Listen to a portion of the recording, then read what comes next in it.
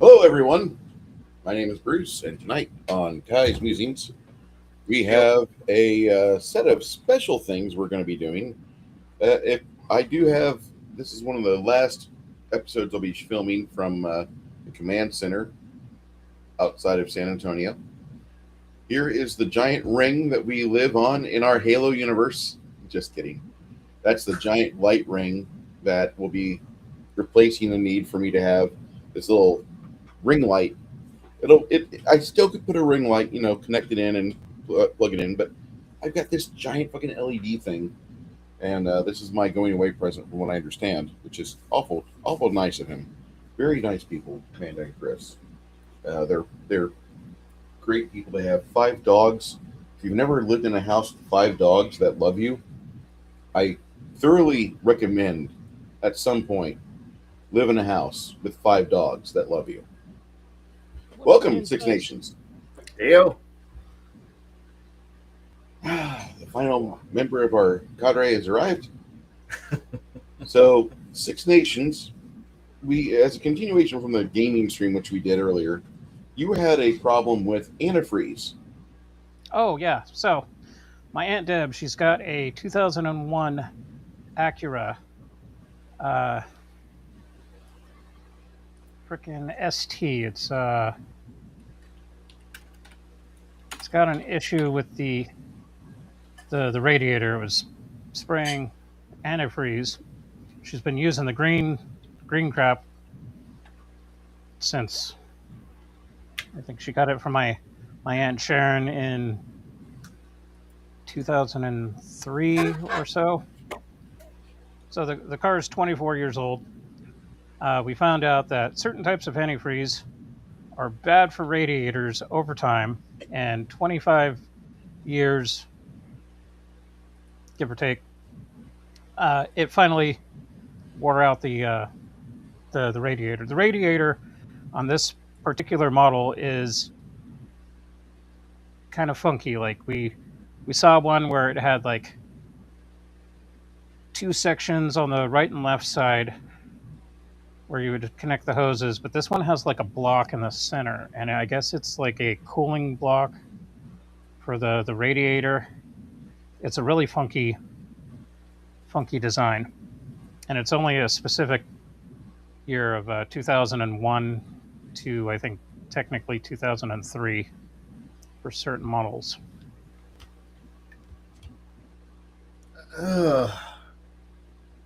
You're right at that age when there was a lot of when they were changing over from the It was a little generic short tweaked. life. Yeah. Yeah, it was because we noticed like, oh well, this part doesn't really fit this one, and this one's got shit on the opposite side. And it's like, okay, so we started doing a little more digging, and like within that 3 to 4 year span, they were just coming out with different models of parts that fit some stuff but didn't fit everything. And then when you look online nowadays, it's like, oh, from this year to that year, these are the parts. But then you get into the nitty gritty, and it's like, nope, there's like half a dozen other variations for this part too. So So, it's not accurate info. It's too is this the car generalized. that your aunt has? Yeah, pretty much. Okay. Like at the time, No. it was pretty cool. It had that onboard telephone shit and a little touch screen with your shitty maps. Now you should be able to just get away with I with one of the Asian blues. And that should be what you should be in there because the greens are more meant for older vehicles and they're meant to be changed out regularly. But if you're looking at like a longer older Asian, but you're still looking for a longer time between changing of the fluids, you might want to go with like I said, with the I with what usually it's listed out as like blue blue Asian, Hmm. like a G4 sorry, I know what I Like sell, like my which is uncle, zero. he uses that purple shit for his diesel truck. He's got a Dodge Ram Yeah, 2500. Uh, right. we've switched over to the blue for her car, Yeah, but I remember back in the day, it was like everybody either had like the yellow or the green yeah. antifreeze. But those are the I those are a lot. I green kind of went out. is went out the window. Most I and GM and everybody kind of dumped that out around the mid '90s and early 2000s. Everything's went over to the European. I pretty much blue. So you can honestly, you should probably just if you can look for it, like look for the. I said I know what my Valvoline shit is because we sell Valvoline. So that's Xerox by Valvoline, and that's the blue and the blue G48s, and that's what you're gonna look for. That one's built around the around the Asian and what Asian cars want to build around. So it's meant for those vehicles these days. So. It's like for me, like I like using Mobile One because it's decent for the vehicle, and it also makes pretty good gun lube when I need to oil my rifles and pistols. Oh, trust me, I understand. A lot of my dealerships prefer Mobile One over Valvoline, but Valvoline is the maker of our house brand. So yeah, the majority of what I got is Valvoline. So and it works. So and it works, and just like just like our house brand of filter is just Wix. I mean, it's all it is. It's just Wix with a dirt box on it. If you're like, I want a Wix filter, it is the Wix filter, but it doesn't say Wix on it. No, trust me, it's Wix.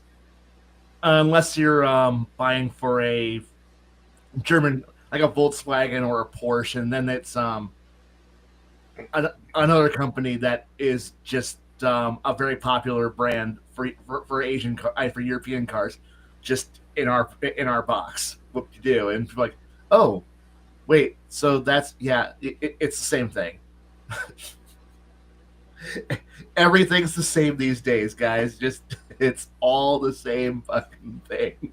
Same stuff, different package.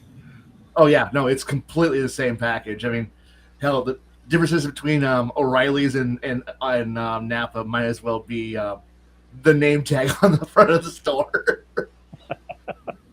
we sell practically the same shit. It all comes from Acme. It does. It does. It's all Dorman. Dorman makes everything. It's all Felpro. It's all Dorman. It's all Trico. It's all Granger. Granger's own fucking department. That's its own store over there, and we all look at it and go, "Oh, thank God! Thank God, Granger's over there." People come in and go, "I've got a Granger number," and we're like, "Good luck. Just got a Granger." It reminds me of back in the day when what was it? Fucking Dell with their what was it? It was CompUSA before that, and then it was Dell. And yes. We had Dell back in the early 2000s for I think a year. Nobody was buying their crap. They were asking about computers, and we were trying to point them to our accessories that we were selling. And they're like, "No, we want to look at the computers." And I'm like, "Oh, well, we got a contract with these guys," and nobody would go over there. Nope. I was like, "Damn." So I wasn't too into computers. I had some basic knowledge, but as far as buying a pre-bought computer, I knew nothing. I always would buy the parts and jury rig something to game with. And so I went over there and had a conversation with those dudes, and they're like, "Yeah, we just get paid to sit around and sell occasionally a cheap-ass computer that doesn't fit whatever anybody needs because it's just too underpowered or too overpriced." I was just like, "Damn." That sounds way too familiar. It really does. That's why I miss places like Fry's and Radio Shack. Radio Shack I miss those places. The freaking mecca of do-it-yourself. You could build a radio control car if you had enough time in a Radio Shack. I repaired a lot of amplifiers at Radio Shack, so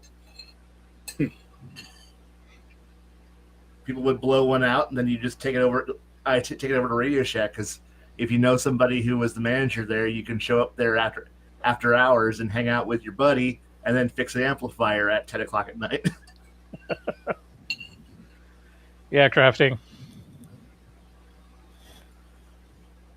I mean, and that was the best part. Like, you show up, you throw a burger at your friend who's running the shop, and then you literally just walk over and go, shit, this part's blown. You walk over to the rack, you pull the part out, and then you have a running total of how much money is, you gotta owe your friend, and you're just building it, repairing it. An hour and a half later, you got it fully tested, working. Because the guy who owns the amplifier is sitting there with the guitar, and then we're like, plug it in. Okay, it sounds fantastic. It works. Now don't blow it up again. And then I look over at my friend and go, pay the guy. I did the work. I got a little bit of money for doing for my hour and a half of actual labor. My friend makes a decent sale, and the other friend gets an amplifier. And I did this multiple times. I loved Radio Shack. Now, what is a micro center down here in Central Illinois? But I drive 3 hours to get to the nearest one of those, because that one actually has a bar that you can sit at and build your computer at the bar. How could you not want that? I love the idea that I can drink and build a computer in a store. It's great.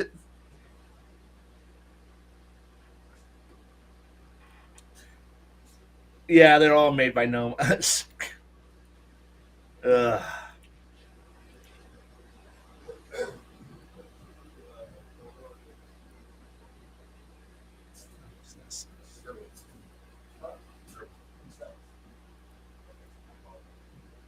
Unless we're talking about flesh golems, then there's a slight difference. I don't want to build flesh golems in a game. No, thank you. So, I like this quote he has here. Crafting, if you want to jump in, man, make it even 4 people. That's completely up to you, sir.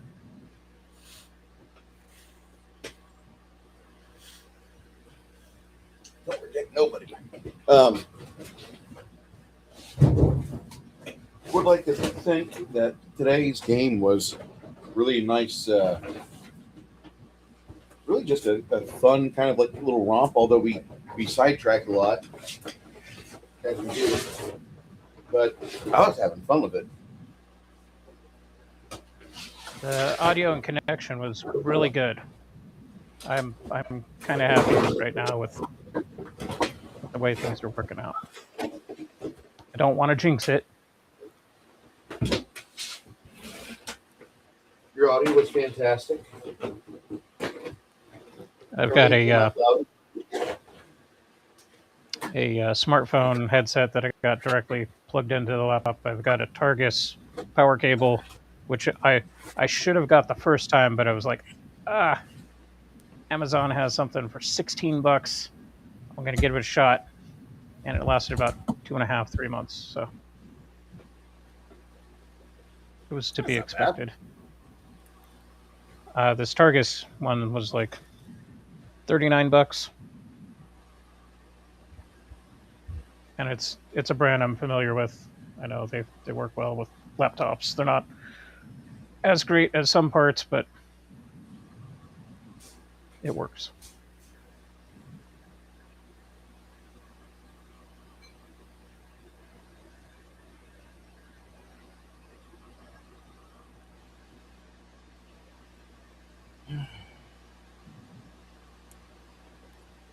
I don't know. I think we just had a really fun time. I enjoyed taking you guys through the little bits of the dungeon you guys wanted to talk about, but like there was some stuff going on aside from that. Kind of feel sorry for fucking for Ogre. Ogre. Because yeah. started off. Yeah.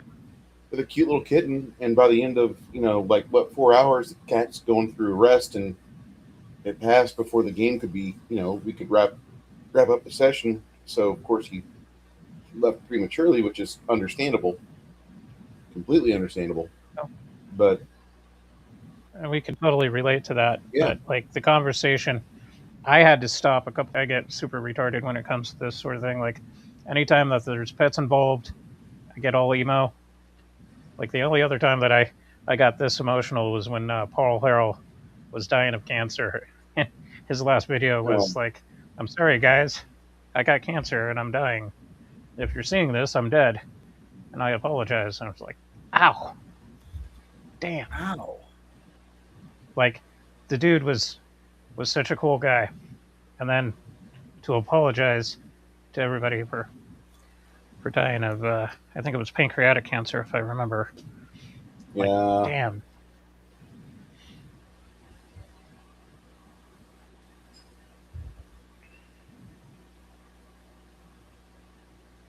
So yeah, my condolences, nerdy. yeah, guy. We're Sending sorry, out love and man. prayers to you and your fam. Ugh. Back to the game though, because I don't want to get all emo again. I had an awesome time. I know I've missed basically 2 months of gaming through various bullshit, either internet or laptop health drama. So it was good to get back into it.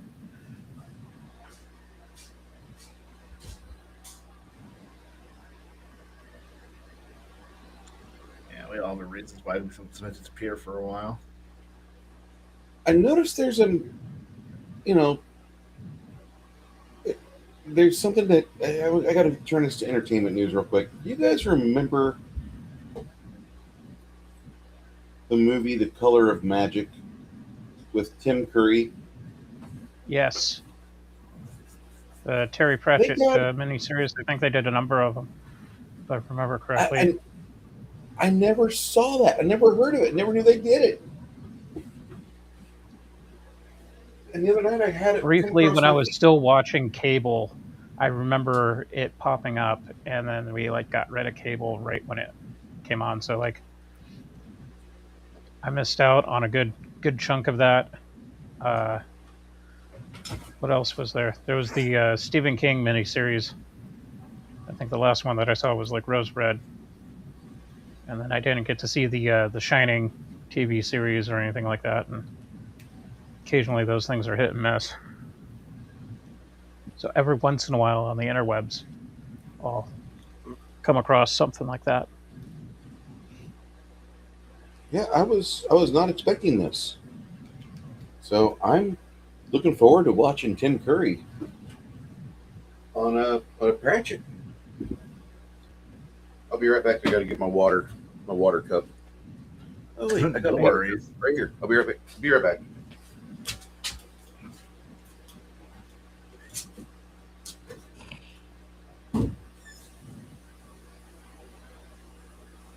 That was in early 2000, wasn't it? 2007 or 8 or something like that, I want to say.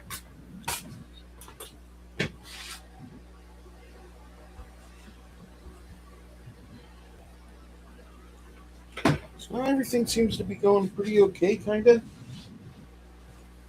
It's gonna be a bumpy ride, of course. Wasn't expecting all the stuff in my life to happen lately, but here we are. I really can't worry about it too much. Oh, I mean, we survived the winter of sickness and death. So if it doesn't kill you,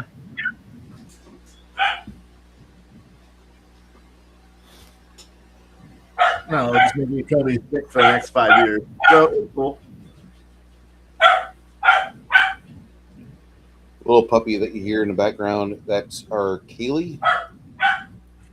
I call her R. Kelly because it's funny. Kind of making fun of R. Kelly, and R. Kelly was notorious for finding young, cute things.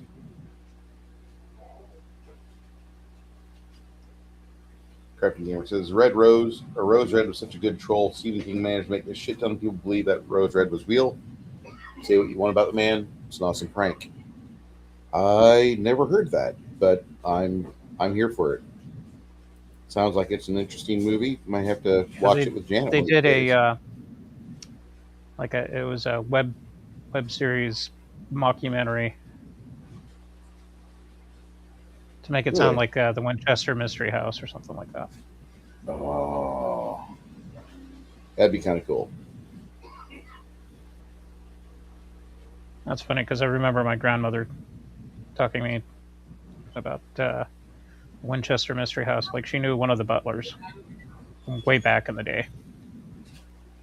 You know, it was like half the crap that they say on the tour doesn't actually jive right. Like it's a little bit made up. I thought Kelly just pissed on the women. That'd be funny, Travis. I think it goes a little bit deeper than that. There is an age requirement; cannot be older than 17. He liked them young. That's all I'm going to say. Must be this tall to be pissed on. Yeah. What do you think of this baby powder and this baby oil?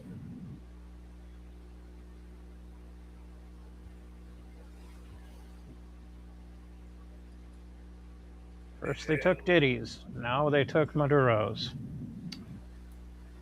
Damn it. I'm still in awe that we got Maduro the way we did. I wasn't expecting it. It was the nicest surprise. I got a little bit of chub from it. I'm not gonna lie. Gave that 1989 vibe again when we went after Noriega.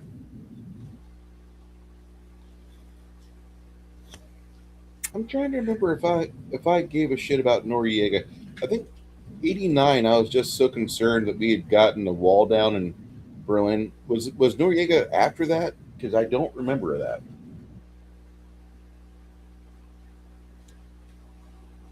I want to say it was technically during it. Like I think it was a little bit before, if I remember correctly. I could be wrong. I was like 12 at the time, so. But what I remember on TV,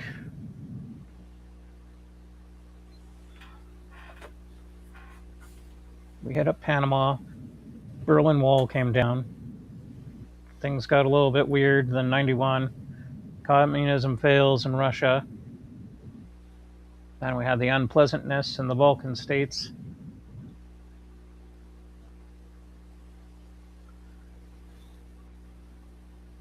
It was a pleasant decade. Oh, and then we had the riots in '92. So that was a thing. The whole Ruby Ridge thing kind of got overshadowed by I think it was Waco? the Waco thing. Yeah.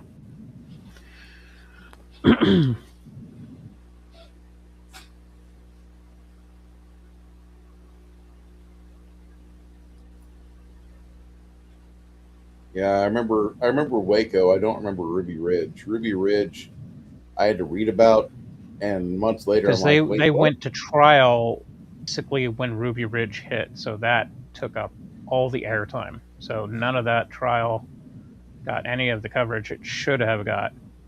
And it wasn't until afterwards that we found out that there was all that bullshit.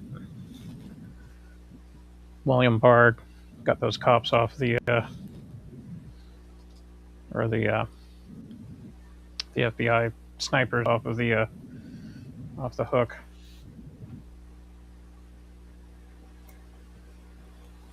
You know, the thing that I remember most about Ruby Ridge was I heard about it from all people from G. Gordon Liddy. Because if you remember, he had a radio show back in the day, and I started tuning into him in 1999. And all of a sudden, my entire personality got rewritten, and I was a libertarian with conservative values. Not that I was a fucking abortion proselytizer, but up until I heard G. Gordon Liddy talk, I didn't really have a political identity. I just followed where the hot chicks were, and in Macon County, Illinois, that was the Democrat Party, and Logan County, Illinois, that was nowhere because there was not hot chicks in Logan County. Have you been to Lincoln before? It's like if there was an entire town that was meant to go bowling. Yes. That's how pretty they are. Yes. And then you got Janet. I'd like to go bowling. Janet, stop it. You're going to ruin the curve.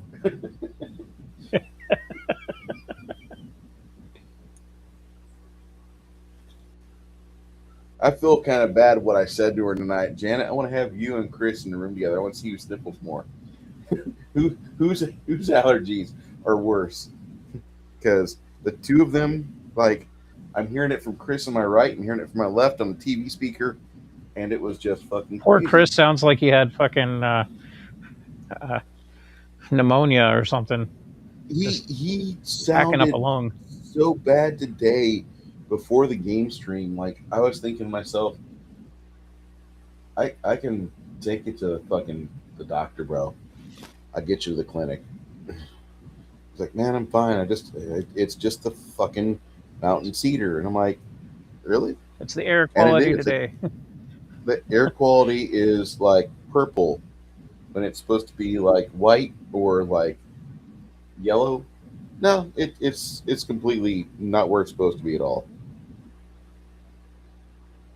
Like today, the particulate level here, it was like 145, and it's supposed to be like below 30 or something on a good day.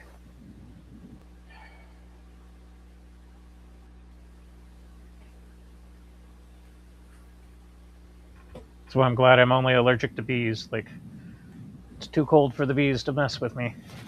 I'm golden.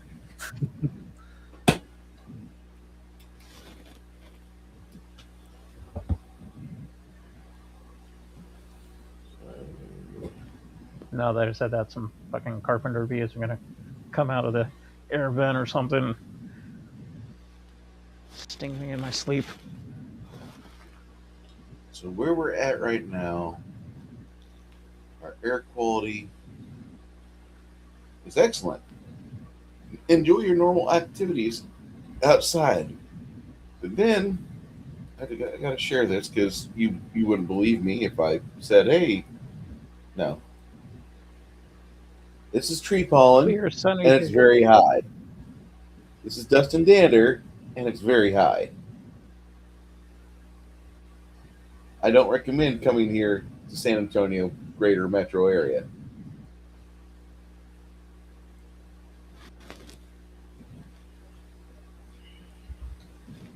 Apparently, we just blew up some shit in Syria. Really? Yeah. Cool. 6 hours ago. Launched strikes against ISIS targets in Syria.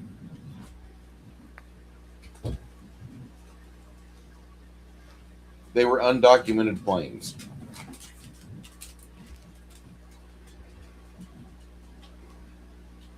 Operation Hawkeye Strike.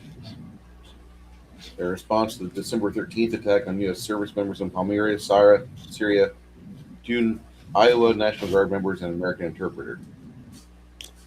Ooh. Wow.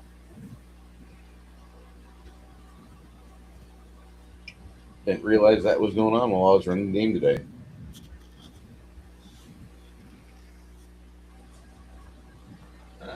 Then we got the revolt in Iran. Nobody's talking about that. I swear to God, like every time I hear about the revolt in Iran, I have to check my source. Like, who's talking about this? Oh, it's Crowder. Oh, it's somebody who's not the fucking mainstream, because this, for some odd reason, can't be talked about. Depends on the circles you run in. I listen to. I know it's not being talked about in the with mainstream, but I know there's a lot of different sources right now who at least because I try to throw a wide net of different people who are talking. I can get almost nobody on the right who talks about what's going on in Iran, Nobody in the middle is talking, but a lot of the leftists I listen to are all talking about it, and they're all kind of following it because they're all kind of like. But then again, they're also the pissed off Muslim types that are all talking about it though, because it's actually a You're not change that's hearing happening over there. the Persians Yeah, like being pissed off about it. They're stoked. It's like we're No, tired of this the Persians are comic actually shit. like, the Persians are actually like going like, hey, it's the actual revolt. There's a few commies who are going, fuck, oh fuck. There's a few angry people, and then you look at anywhere else and it's just like nothing's happening, and I'm like, why isn't anyone talking about the fact that but then again, it's an actual revolution that's happening that is that is under no one's control. Like nobody's got no one knows what's going on here, and no big powers got their hands in it. So it wasn't like a regime change being thrown by a major power, because Russia can't do it. The Jews are busy. Europe's a mess, and America might as well be on fire, because we don't give a shit about the Middle East right now. Because, well, we're going to do everything we want in the Western Hemisphere, and China's inept, because I think China's in shock right now because of what happened in Venezuela, and now Iran's collapsing. Russia can't do fucking shit. So of course, well, what agenda does anyone get to push right now? Because until we know who gets to come out on top of this, and at last watch, as of 6 hours ago, when the last time I checked on it, the capital is currently under protester control. The second and third biggest cities are under protester control, and the fifth largest city has also gone under protester control. The Iranian Revolutionary Guard is being called up by the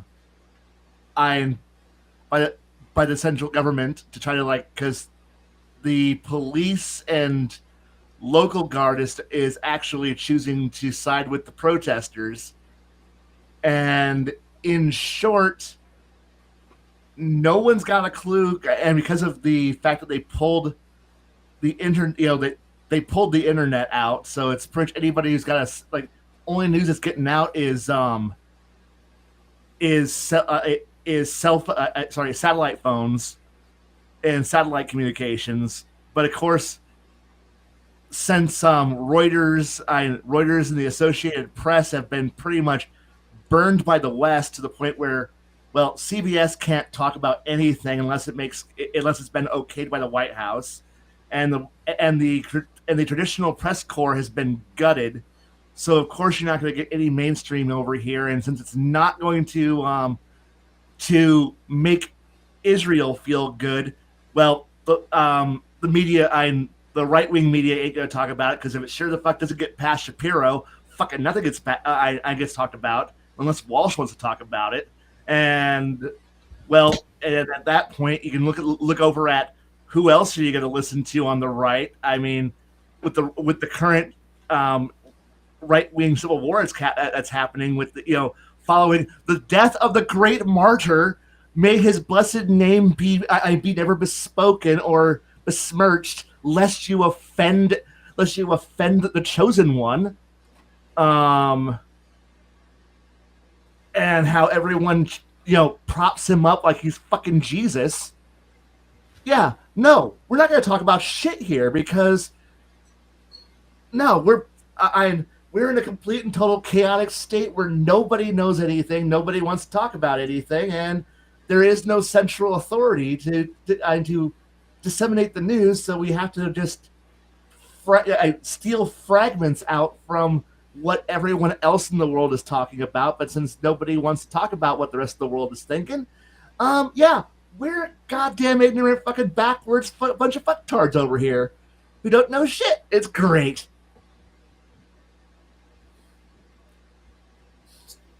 Everything in a nutshell right there. Yeah. Kind of scary. And I think Yeah, what was it? Iran just lost its internet today, or they, technically yesterday, something like that. Whatever the time difference yeah, is. it mostly because of the fact that I have a friend of mine. She's a really good writer.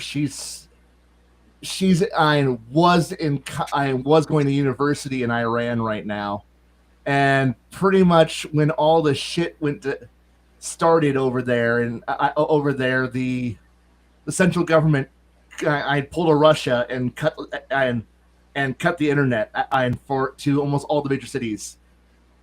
So it's like some of the border towns still got net going. Like if a town is still under if a town or city is still under the the Ayatollah's control, they still have net. But the moment the protesters start to overwhelm the locals and the local government and local authorities, they go to the trunk line and just cut the entire city. So no cell phone, no net, because like I said, she was talking about it, and then suddenly, yeah, her line went dead. So until I know it, because I don't know what like until I can fucking like until somebody gets control over there, and there's it's a complete mess because there's so much going wrong over there, and I think it just reached its boiling point. But you also have the fact that America, like, I think a lot of this is coming from the fact that with the Venezuela strike having been such a complete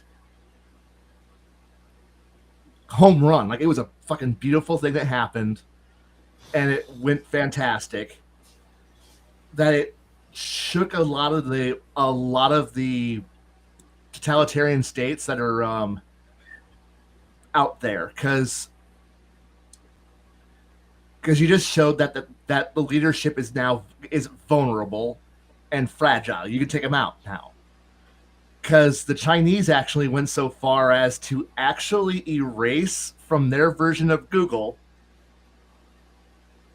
all the addresses and locations of where their leadership lives, because they're afraid that we're going to do what we did to Venezuela to them, despite the fact that that that Xi Jinping's palace is fucking known. It's a tourist attraction.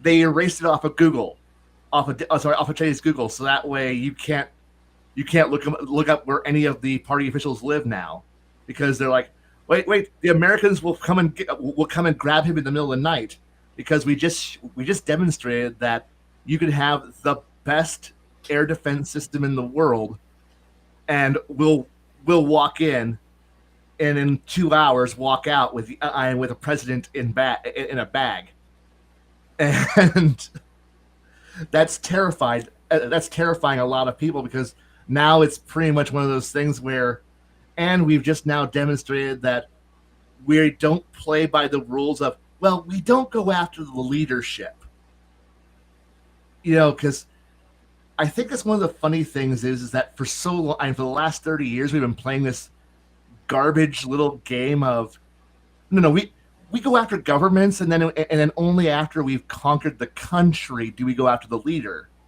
and then we do some bullshit and play some games. We don't go after, like, when we do regime change, we knock the entire country down and then take the leader out after it's been, if they don't go into exile like a certain Syrian dictator did. And now we have a president who just literally took the entire game thing of, the elites are never targeted. We don't go after the people in charge. We go after the citizens and go after the country, but not the leaders. Leaders get golden parachutes. Well, now with Maduro, we just told the entire world, oh fuck, we go after the leaders. We know where you live. Your palace isn't off limits. We'll just go after you. And in that, I like the idea that no, because see, that actually sounds like what we do when we play role playing games. Do we play when when we play games, do we like do this whole little? No, I'm going to wear down the entire country and do all this other shit. No, we play decapitation strikes. We go in, we kidnap, we murder, we assassinate, and then we escape. And then what did we watch in real life happen?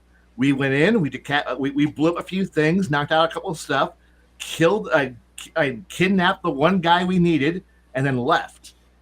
And I'm like, this is literally what the fuck we do as when we play, like when we think we're being smart. Holy shit. And now it's like, and now if you're a leader of a country, well, we just saw like a month ago the Ukrainians decide to start just targeting and oh hey look, it's Putin's personal palace. We start attacking it. Like no, we're actually going, why make a country suffer when you can go kill the person who's in charge? This should be how it's done.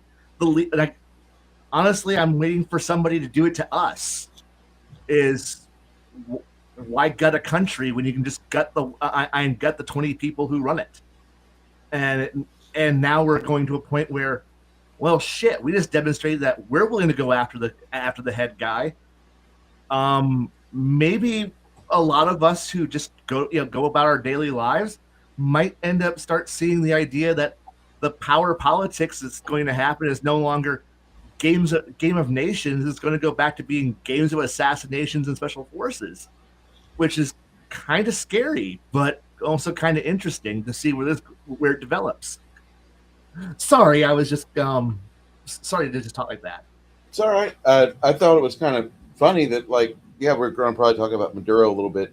In the span of time it took me to, like, literally watch an episode of SpongeBob, had I watched SpongeBob.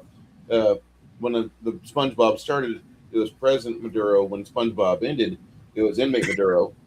And that's literally just like, oh, you guys are, you're committing war crimes over in other countries.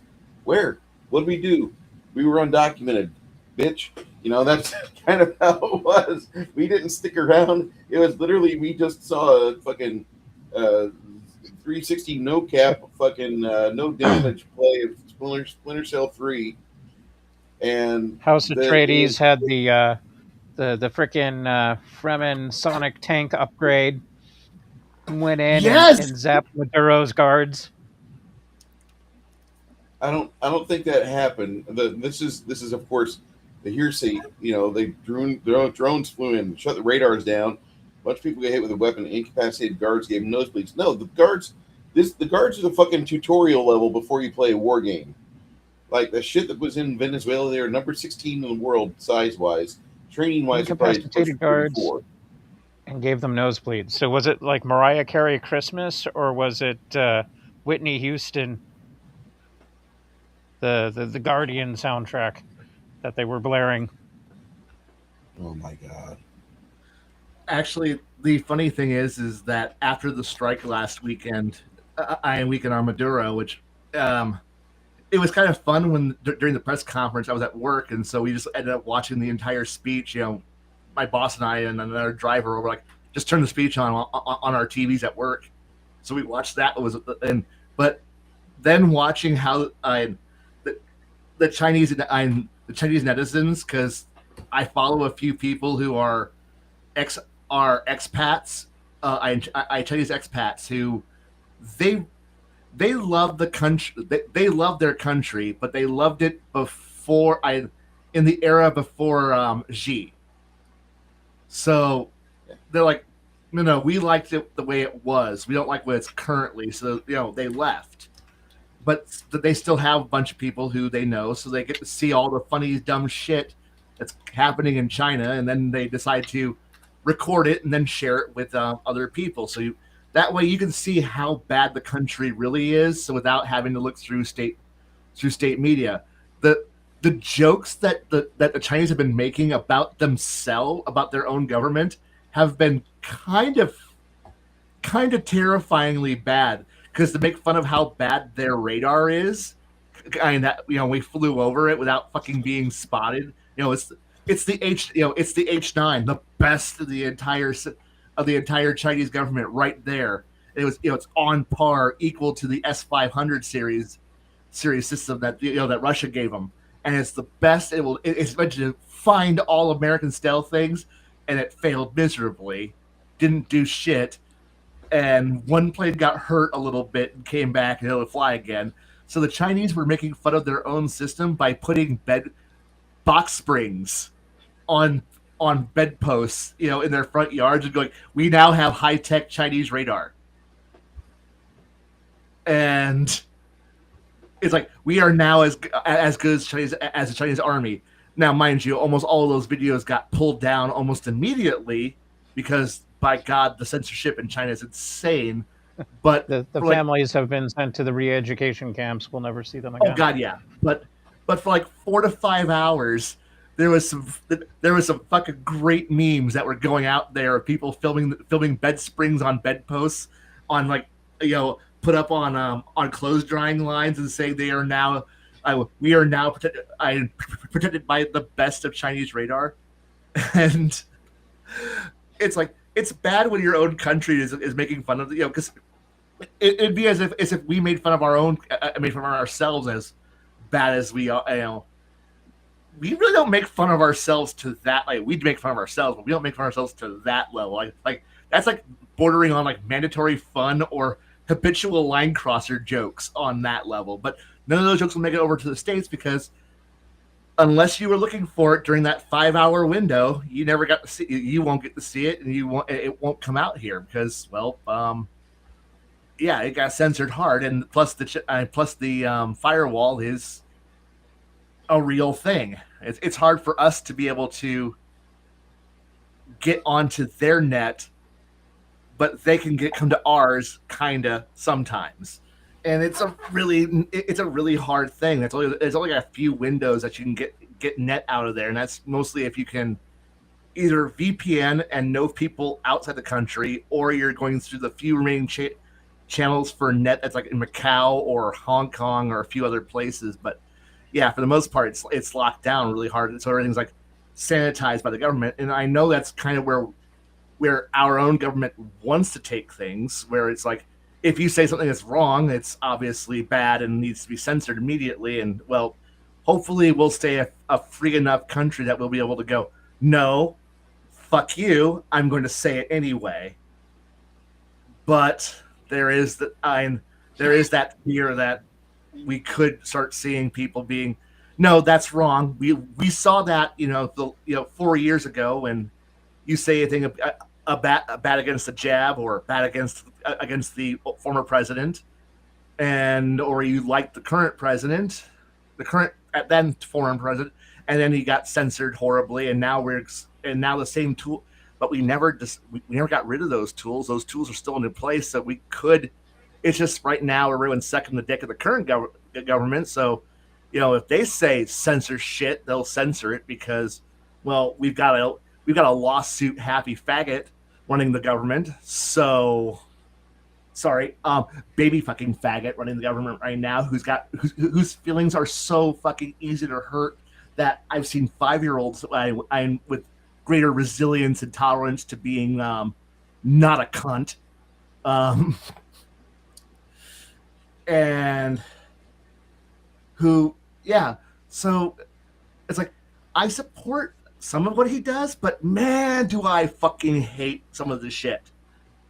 But then again, I also don't like anybody, so I just take that with a grain of salt, that I don't support either party at this, but yeah, sorry if I'm just being a bit angry over the idea that we fight really hard to fight censorship from one party, to only have the party that we voted in to get rid of that censorship, start doing the exact fucking same thing. But it's okay, because now I'm being fucked by a red dick instead of a blue dick. I don't want to get fucked. No dicks. I just want to be able to play my waifu fucking tentacle girl. There we go. And stop judging me. The next protest: instead of no kings, no dicks. Yeah. No dicks. No dicks. No fucking. We want no dicks. The green weenie doesn't no holes, please. Instead of don't tread on me, don't push my stool. That's right. Fucking X took away my ability to follow my favorite big titty fairy girl, and it made me sad. If you want, I'll start posting the memes. Like right now, I'm following Anime Psyop, and he's doing this really cool AI anime. So whatever they're talking about currently in the news, he'll do this cool uh, animation, all like old school anime. Like they showed the Maduro clip of the Apaches flying over Caracas, and here it was all done up anime style. I was thinking, God, I missed that era of animation where it was all engineering and mechanical design, and it was like hundreds of thousands of hours of awesome animation for like a 15-second clip. And this dude's like pulling out AI and doing it in the matter of like 10 minutes of the actual post of the video. And I'm just like thinking, this is such a wild time to be alive in. Everything's It's all amazing. at the minute of meme. Oh God, yeah. It's a Freaking brilliant.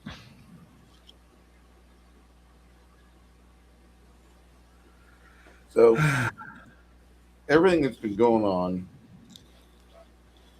life happens, shit happens. You get better.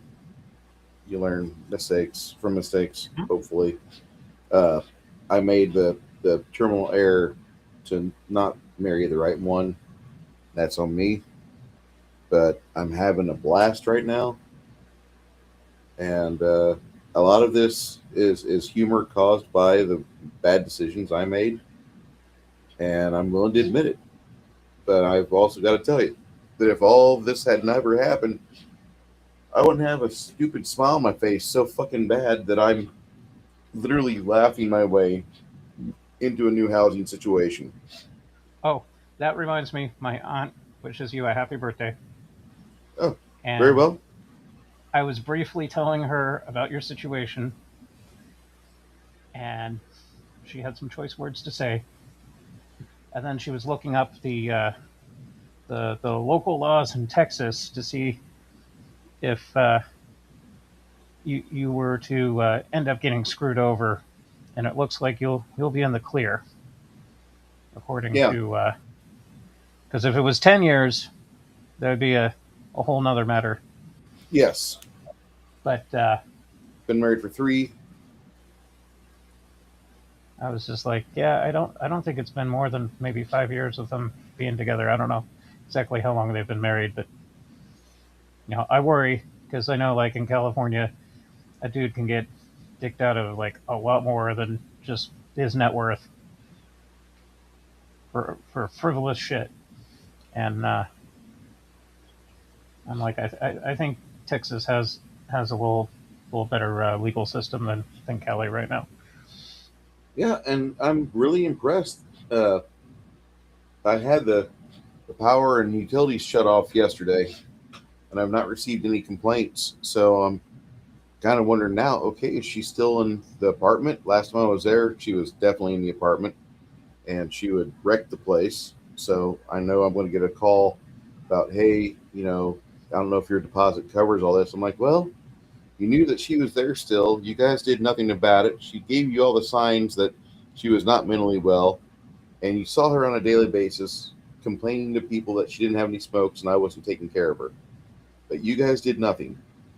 Yeah, well, why don't you do anything? Well, I could either call the cops and get cops involved, or I could take my punches from her and just walk out of her life and close the door and be done with it. I'm out. You wanna live a life where you think you're a thug and you can punch your man? Go ahead. I'm out. I don't got any sympathy for you from what happens here on out. And I don't. I wish her the best of luck. She's an idiot on multiple levels. I hope that at some point she learns the extent of where she fucked up at. Because I was willing to stay with that and not even leave that miserable apartment. Thank God that she started getting stupid on me, So I had a valid reason, like I got to pack up and leave. You did the Sucks. right thing, though. Yeah. I gotta go check on Hunter. He's fussing for some reason. I'll be right back. Sure. No worries. Um, we had Maduro in the helicopter. We had him in the helicopter for how long? How long was he in the helicopter there, Khy? I don't know about that part. I just know that I saw all the memes, and they were great. We failed to live up to the meme though. We had him in the helicopter. We could have gotten I the blessing. know. We could have got the blessing from Saint Pinochet. Saint I Pinochet know. could have given us a blessing for putting out another communist out of a good functioning helicopter. And instead, no, we brought him back home safely. Like what the fuck? I don't get it. We're a country of good people. Supposedly. I believe we are, at least.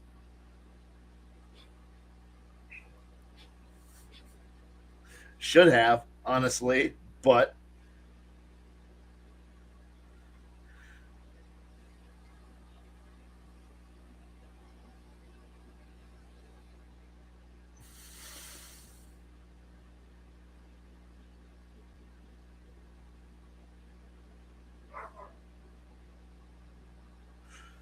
Okay, disaster averted.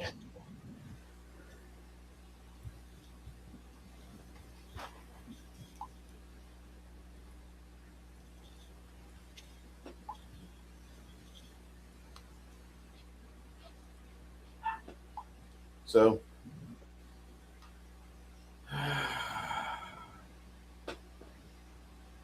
everything going on today, the game, the fact that I had everybody that I expected to be there, and we had some sad stuff happen with Ogre. I mean, if that's that like I'm sorry for Ogre about that. I've had 5 kittens over the course of my life that just didn't have the health to make it, and that sucks. Yeah, the last pet that I owned, I myself, I rescued a Rottweiler Black Lab mix from a homeless guy. He would always park out in front of my work, and I'd go out for my first break, get a coffee, have a smoke, let him bum a smoke, and we got to talking.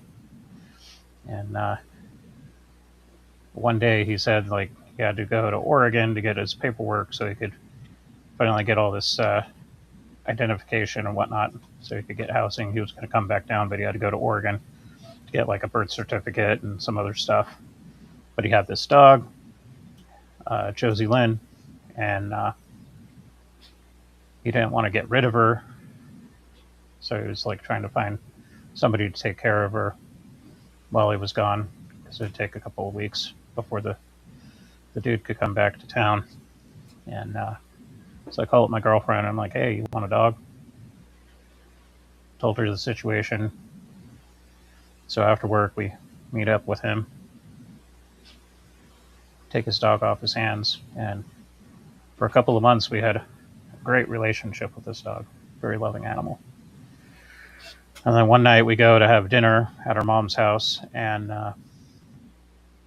our housemate Alva, he's a paraplegic, and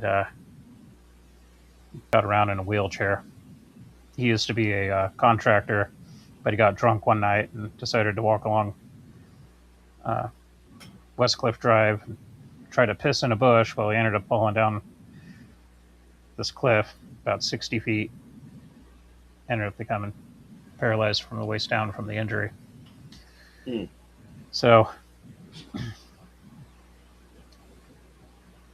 I guess while he was doing something in the house, he opened up the front door and she got out, ran out into the street, and our neighbor, like 4 houses down, ended up plowing into her, killed her instantly.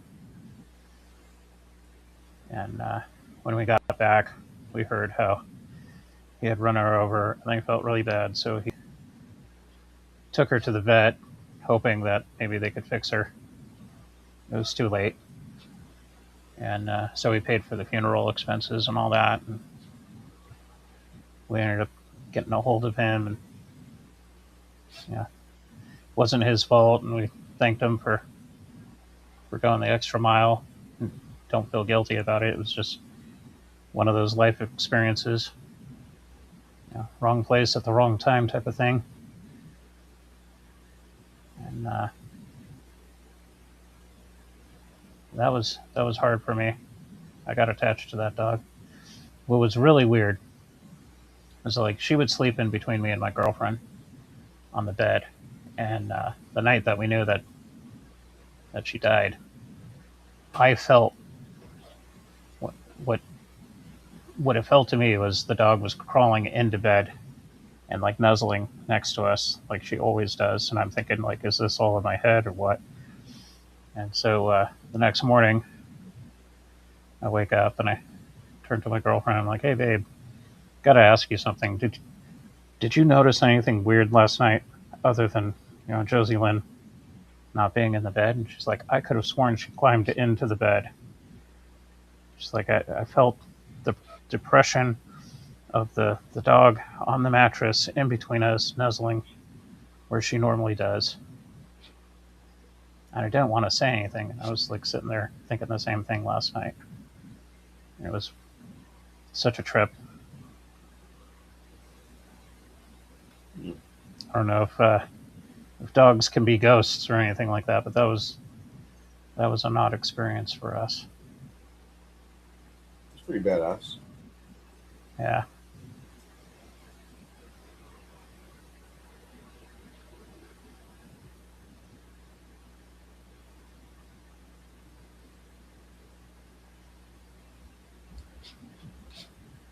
Okay.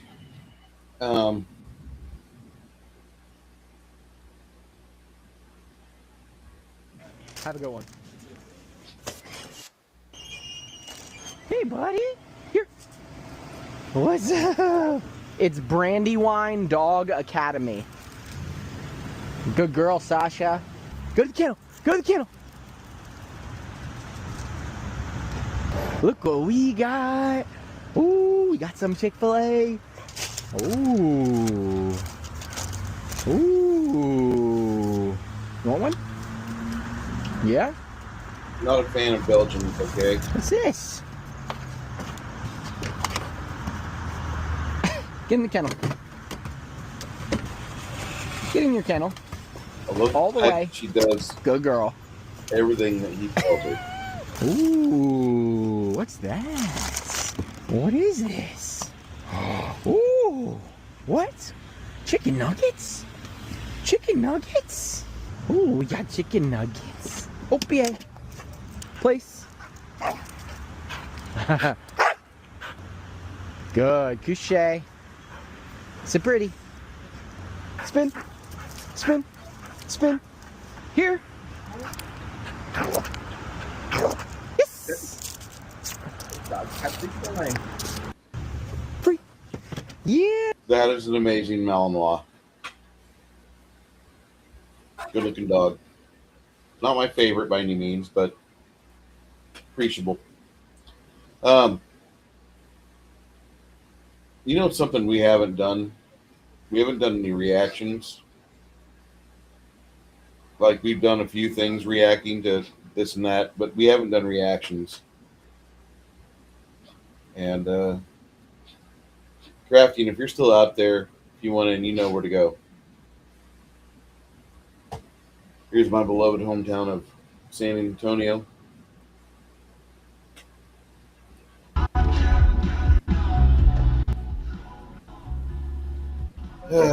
Road rage drivers.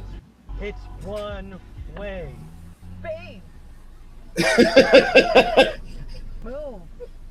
It's one way. I love these people. I can sit here all day. Kevin, just be a bigger person. I mean, he's got the big go through water. Well, it comes in handy when you go grocery shopping in those parking lots. Hello, hello. Do something bad, then. Do something bad. Do something bad. Go right on the head. Right on the head. Dash camera. That's crazy. More Texas Fine Driving Association. This looks just like I'm Peoria. kind of surprised that this happens in Texas because you guys got like constitutional carry, don't you? Yeah, yeah. He has no fear whatsoever. None.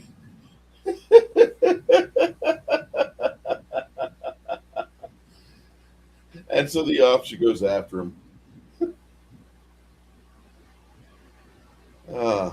Here's the most hated city in America.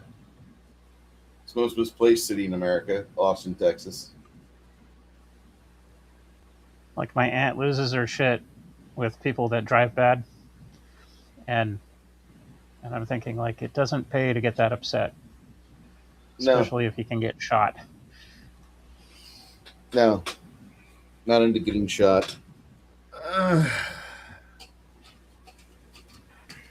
Okay. Okay.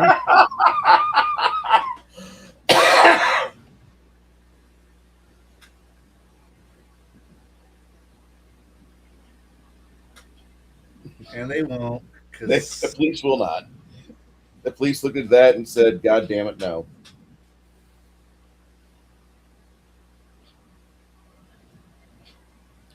Oh, that's a problem. Oh. Somebody had a bad day.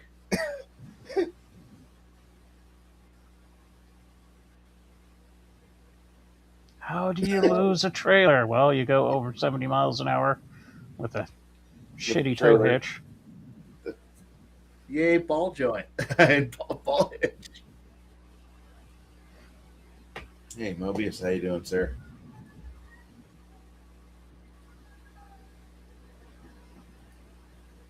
Yeah, yeah. Mwah. Yeah. So bad on delivery.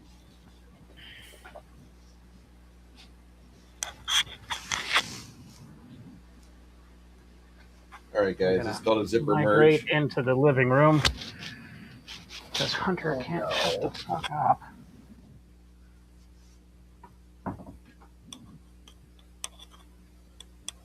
Granted, he's still an 8-month-old puppy, but he is severely retarded when it comes to people. All right, I'm sitting next to you. Shut up.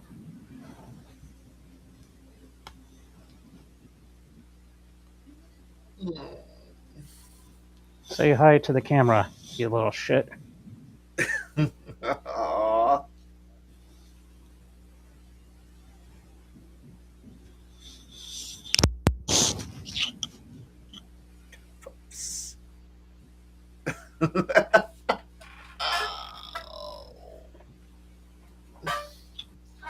Hard.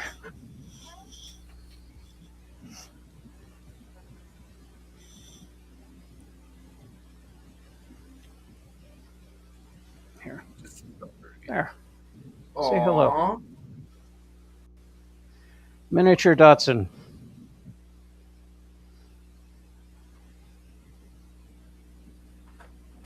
That's a good puppy. Yeah, for right now. Mildly For now. retarded. Likes to bite his pepper. Huh. Don't stick that thing out. Put that shit away. Gross. No lipstick.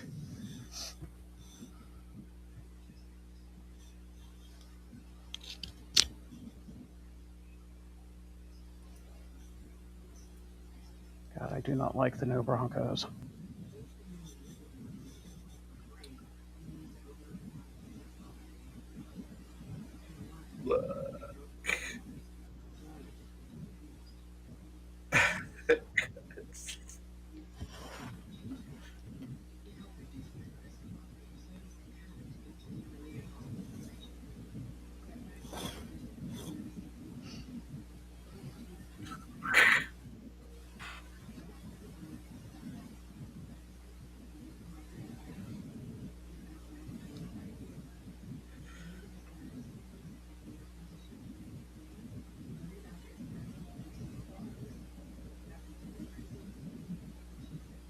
Okay, that's the one who broke down. So I hope.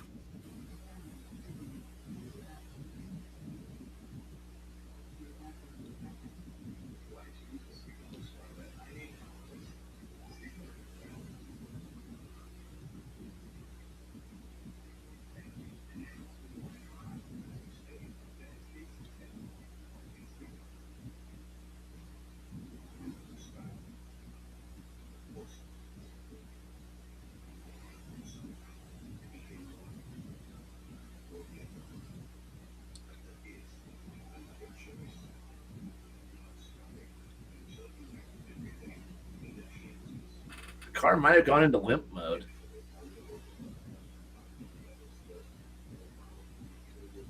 Wouldn't know. What the hell?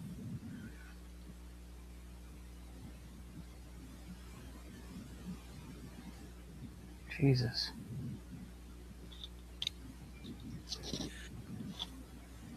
Only good things happen at Walmart.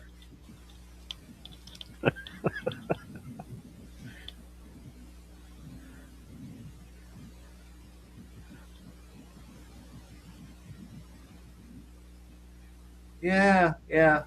Look. Oh no.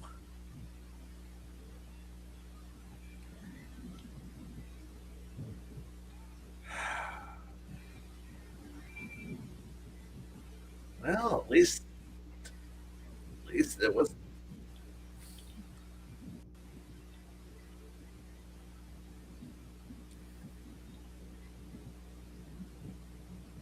A little bit of a pucker factor there. Yeah. I didn't realize my mic was muted. I'm sorry. That's okay. Sitting here chattering the whole time. La, la, la, la, la. Sorry, I can't hear you.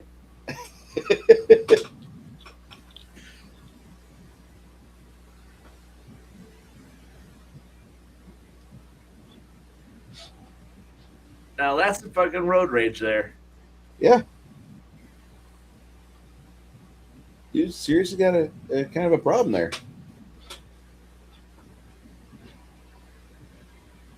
He's putting all 4 cylinders of that car to work. Need that Akira soundtrack playing and some dude whip out a chain or something.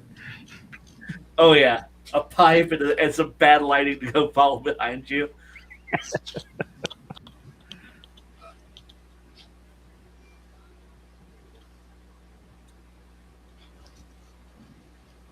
Just give him room. Come on. Are you keeping going forward? Are you serious? That's got to be the dumbest fucking driver with a camera I've ever seen. Okay, asshole, you don't know what he was delivering.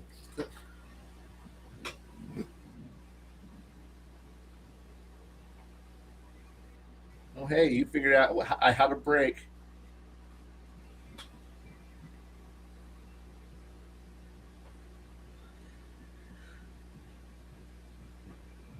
If you're gonna get into a car accident, at least smack a Prius. Well, there went his furniture.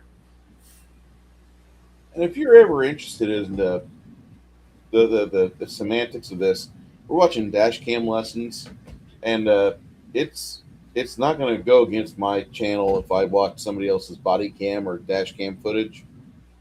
I learned that by watching Donut Operator, many hours of Donut Operator. I can just watch body cam and dash cam footage. Can't copyright it. Oh no. Oh, fuck. Okay.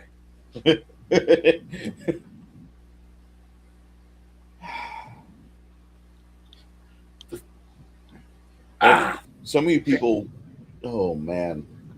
Surprisingly, my blood pressure isn't this. Like if I was behind the wheel, it's happening. If I was behind the wheel, I would just be like driving to the nearest bar, and then afterwards I'm going to go Uber home and let somebody else deal with this shit. I had to let a driver go for driving like this. And yeah, no. Okay, you guys have to Oh, realize God. that, like, at my job that I work at right now with Jeremy, him and I, we've mainly just run the two of us, but occasionally we pick up a third person.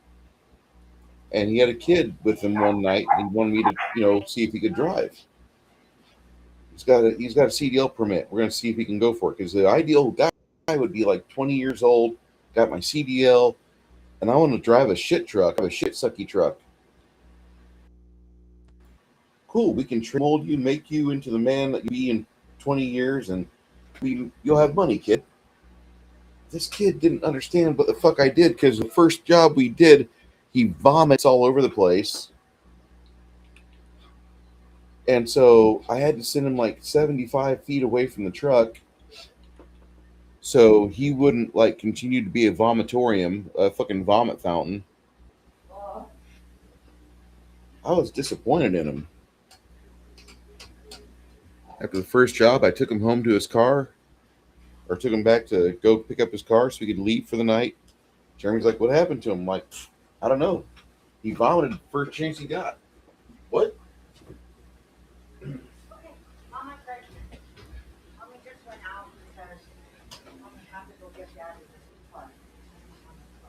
Oh, no. Oof. God damn it. We won't be eating at Taco Bell much because Man.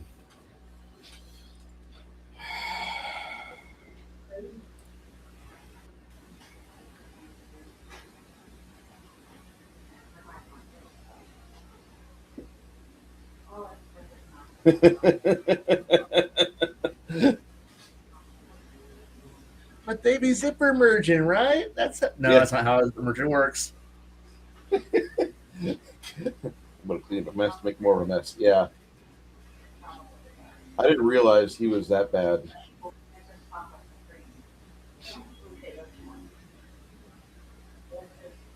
Please welcome our friend, the Crafting Gamer.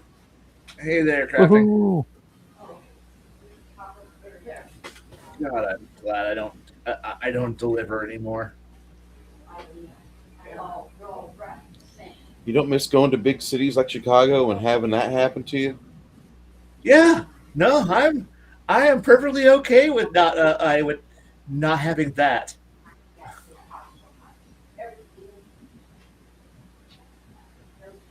Must be one of them Sing trucking companies with the CDLs. The third largest carrier in the United States got shut down because they were fucking ran by the cartel. Which one was You guys hear that? about that?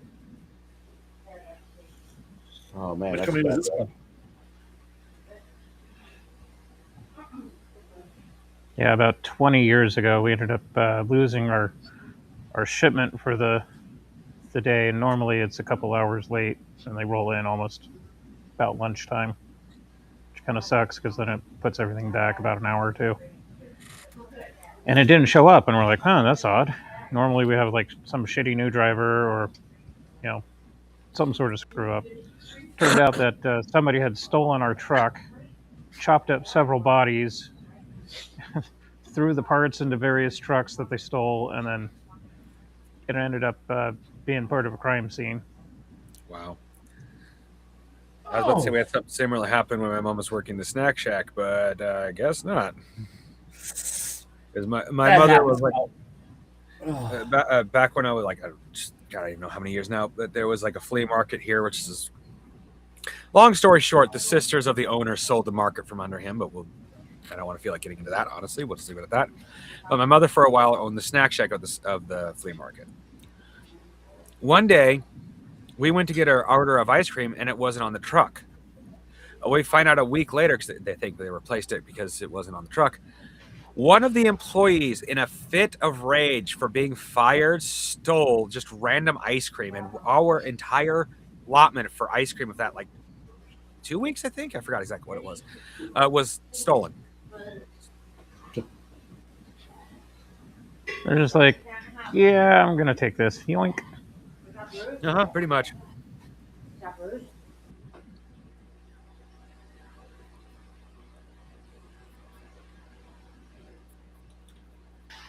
Let me get you Here, that's the mic. Go ahead and. Oh. Happy birthday, Bruce. Oh, thank you so much, Miss. Thank you.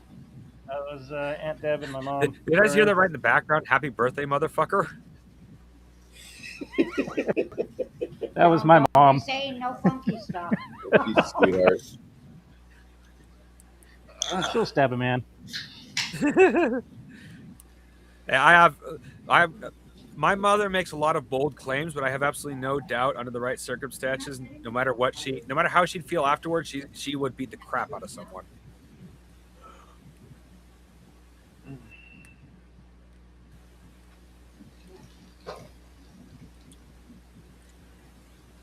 It was funny. My mom got into this major accident years ago.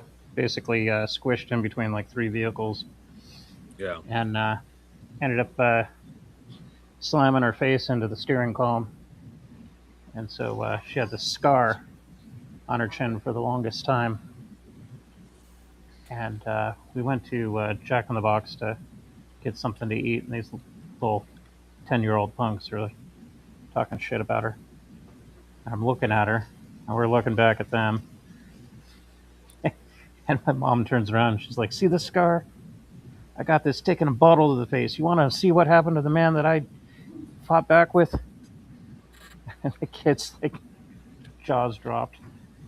And I'm sitting there trying to keep a straight face the entire time. And, Yeah, it was years ago. Where we live, there is fairly like trucking highways, therefore they go frickin' fast. mm-hmm. There are few things more horrifying for a child than watching a deer jump across the road and literally explode in front of a semi. Oh, that happens periodically. Yes, but I witnessed that at 6 years old. It'll toughen you up. Stop being a wimp. Yeah, well, I can't actually say too much. Like, to me personally, that made my sister cry like hell. Me, it wasn't a big deal, but I had watched Aliens and shit like that up to that point, so it didn't really bother me. Yeah, I thought you'd watched Aliens at like age 4, and therefore, like, yeah, something like watching a deer explode. Oh, that's nothing. At least no aliens came out of its butt. Yeah, like my sister was bawling her eyes out, and I understand how traumatizing it was for her. But for me, it's like I literally seen worse, even though it was fake.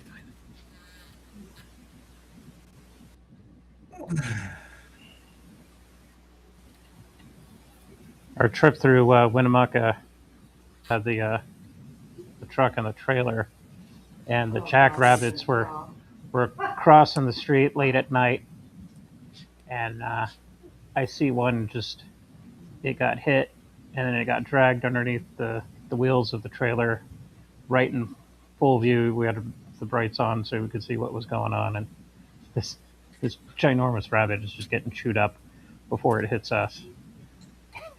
And I see it, and I scream out real loud because we were basically like getting lulled into a stupor going through Winnemucca late at night. There's like nothing to see. During the day, it's all safe and crap. So for me to like see something exciting, Sorry. I'm gonna watch that one again. I'm sorry.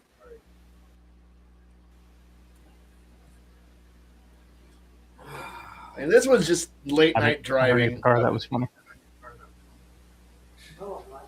I'm happy little Was to me, I thought it was driving. What the hell? Oh, damn. I ran the red light. Well, there was I just want to make sure I saw that correctly. Well, usually we don't get to see it from the idiot's car. What a T-bones.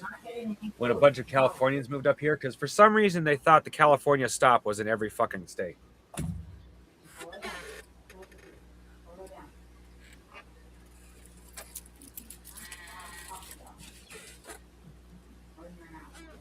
And Shadow wonders why I blame Californians for moving up here. Gee, I don't know. Maybe none of them stop at a stop sign. They just slow down, which is like literally the most famous thing for Californians to fucking do. Well, as an expatriate of the granola curtain, I concur. It depends on where they're coming from. If it's Northern California, like Redding and Trinity and all that, like more than likely they're going to know how to operate a vehicle. If they're from the Bay Area, it's a 50-50 mix. You can either merge into traffic and accelerate properly, or you're going to rubberneck and cause issues. Yeah.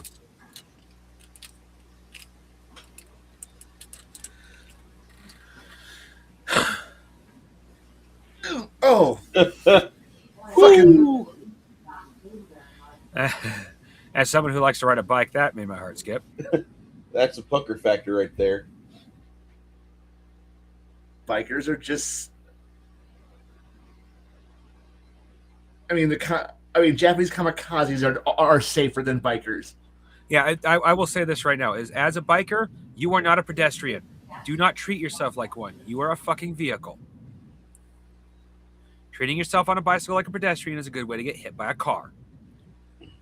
I mean, he's driving a pink car. I mean, dear God. Yeah. I'm fabulous. And it doesn't have anime girls on. Right. I mean, at least with the anime shit, I can at least. It's not a real San Antonio car if it's not like decked out like a Gooner mobile with all the waifus on it. There we go. I honestly can't. Well, no, I can say something to that because I have a few big titted anime girls in here, but I'm not surrounded by them. No, you also like do your best to pay your way through, man. That is true. That's pretty admirable. There's a lot of people I know that don't do that shit. Well, admittedly, it started as I didn't want to be a leech on my mother. Yeah, I'm living on my mother's property, but it just doesn't feel right to live here for free. And then it turned into, as the economy started turning to shit, she literally had to get the money from me because there was just literally no option. She couldn't keep affording this shit, such as property taxes, without a little extra help. So, what the hell is my lighter? That's pucker factor. Ugh. Dumbass. Yeah. Much gooder. Back into the bedroom of Dude. Down south from Buda is New Braunfels, Texas, one of my favorite cities in the nation. I think I lost my lighter. And you see this type of shifting lane change on the curves going underneath the Texas turnarounds all the time. This guy's got like a real issue. Why is he stopping? And he's getting out of the oh great. Why does he look like a What bag the of hell?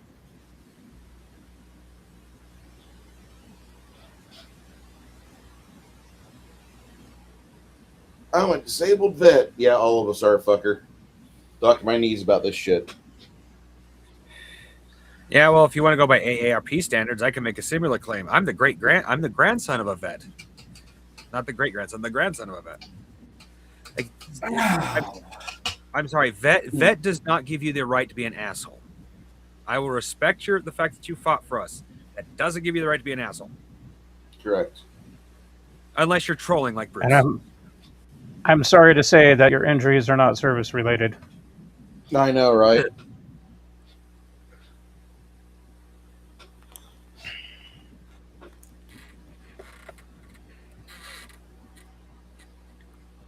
One of the guys I know is like, yeah, there was that one time when I was, in the Air Force and the Wi-Fi went out. I don't know what I was going to do. I have my 20% now. The microwave blew a fuse. I couldn't eat my pizza rolls.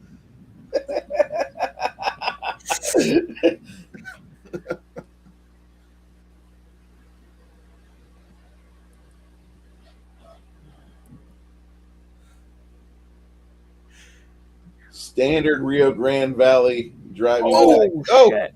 Oh, okay. At least he didn't go through the guardrail. Hold on. This is good. We're gonna watch that one again.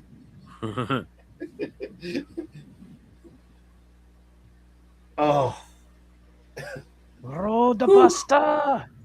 Yeah, I've been in one accident, and of course, like I said, I seen the deer thing. Thankfully, around here, it's mostly just idiocy, but it doesn't usually end in too bad events, or at least not ones I see. Unfortunately, I do hear of a fair amount of accidents.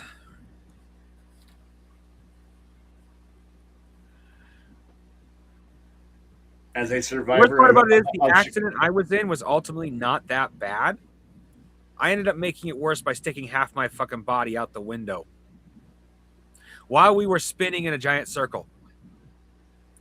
okay. That's not good. The doctor, well, first couple of doctors like, no, they just glazed over my back pain. The last doctor I had took a really good look at my back and heard my story about the car. He believes me sticking half my body out the car and going, because I literally did end up hitting like the car hit the curb a few times, and I ended up getting slammed into the roof. He genuinely believes that is what misaligned 2 of my discs. How? Shit, just one is enough to cause immense pain. Yeah. Yeah, 2 of them.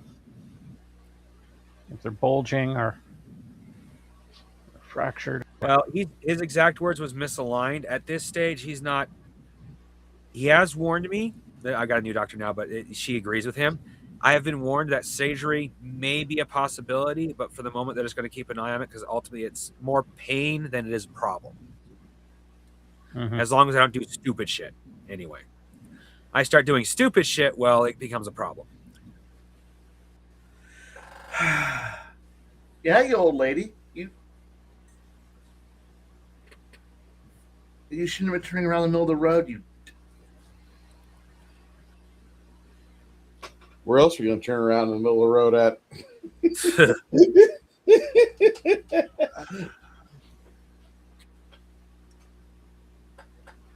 Ugh. I survived Chicago. That's this level of crap. And Peoria ain't much better. And doing I-55 and I-74, I repeatedly was a nightmare for this. And I this never is just like, sorry, go ahead. you know, this is just like, hey, is this what you did for a living? Sure was. Yeah. I never saw it in person, but I got to hear more than once of both my mother and father watching people, not so much car accidents, but watching like bikers have these big old ramps and just blow over the road on back roads, the old dirt roads. What are you doing, dork? He's running stolen from the car that I presume he thinks is going to explode because he watched too many movies. There's the cops. No. Oh, it's the cops. Okay, that makes more sense. I hope he gets shot. I'm sorry. All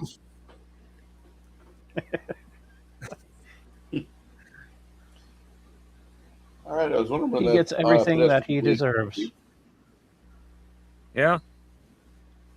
The trees cannot be harmed when the Lorax is armed. Okay. I don't know why, but that's what that reminds me of. So silly side story for about 4 weeks ago, in my wonderful, wonderful part. Did he drive through a tornado? Certainly looks like it. Dust storm. Or at the very least, one heavy dust devil.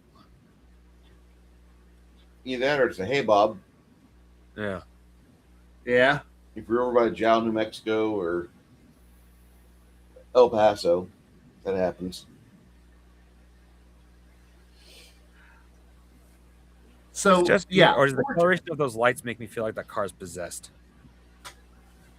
So 4 teams decided to carjack somebody in front of the bank on a Saturday.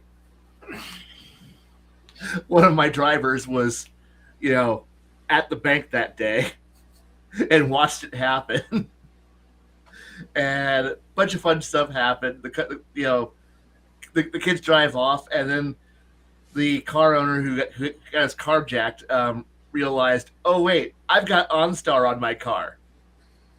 So the kids were driving off, and he just called OnStar, and OnStar killed the car and locked the kids inside until the cops showed up. Where's OnStar when the Blood Ravens show up? I just recently delved into a little bit into the deeper into the Blood Ravens. It's like the idea of them being in like the Dawn of War game as a faction. Okay, that's pretty cool. I mean, may not be canon, but it's a good game. And then they made the fucking kleptomaniacs that are worse than Trazen canon. They're fantastic. Trazen doesn't even have Custodes armor. Somehow the Blood Ravens do. I love them because they are a meme.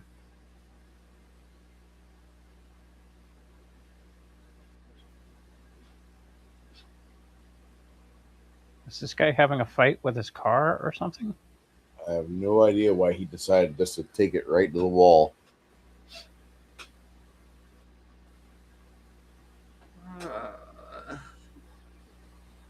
Dumb people. Just an average person. It just conked out on me. Welcome back. Sorry, I forgot I was using my cell phone for Wi-Fi and I forgot to have it plugged in, so it just conked out on me. Good. Well, my regular Wi-Fi seems to be better than it was earlier, at least.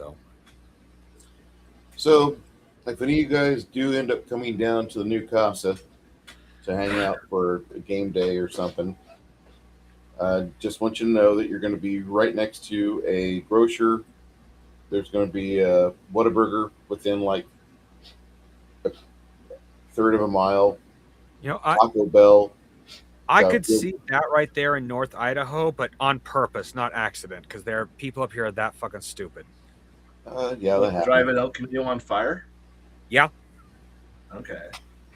I can't picture that, but I'll take your word for it. Unfortunately, even with the influx of Canada, Californians, mind you, a lot of them have left recently because we didn't like them. We still have a huge bunch of genuine cartoon or stereotypical regnets, which means somebody's car, someone could literally be blowing fire out their fucking tailpipe on purpose. Why? Because they thought it was fun. Mind you, the chance they'll get pulled over and ticketed, but it would happen up here. There have been people who have lost their cars to a neighbor firing a cannon, and instead of taking them to court, they're just like, hey, replace my car. No. That is how common that kind of weird-ass shit is up here.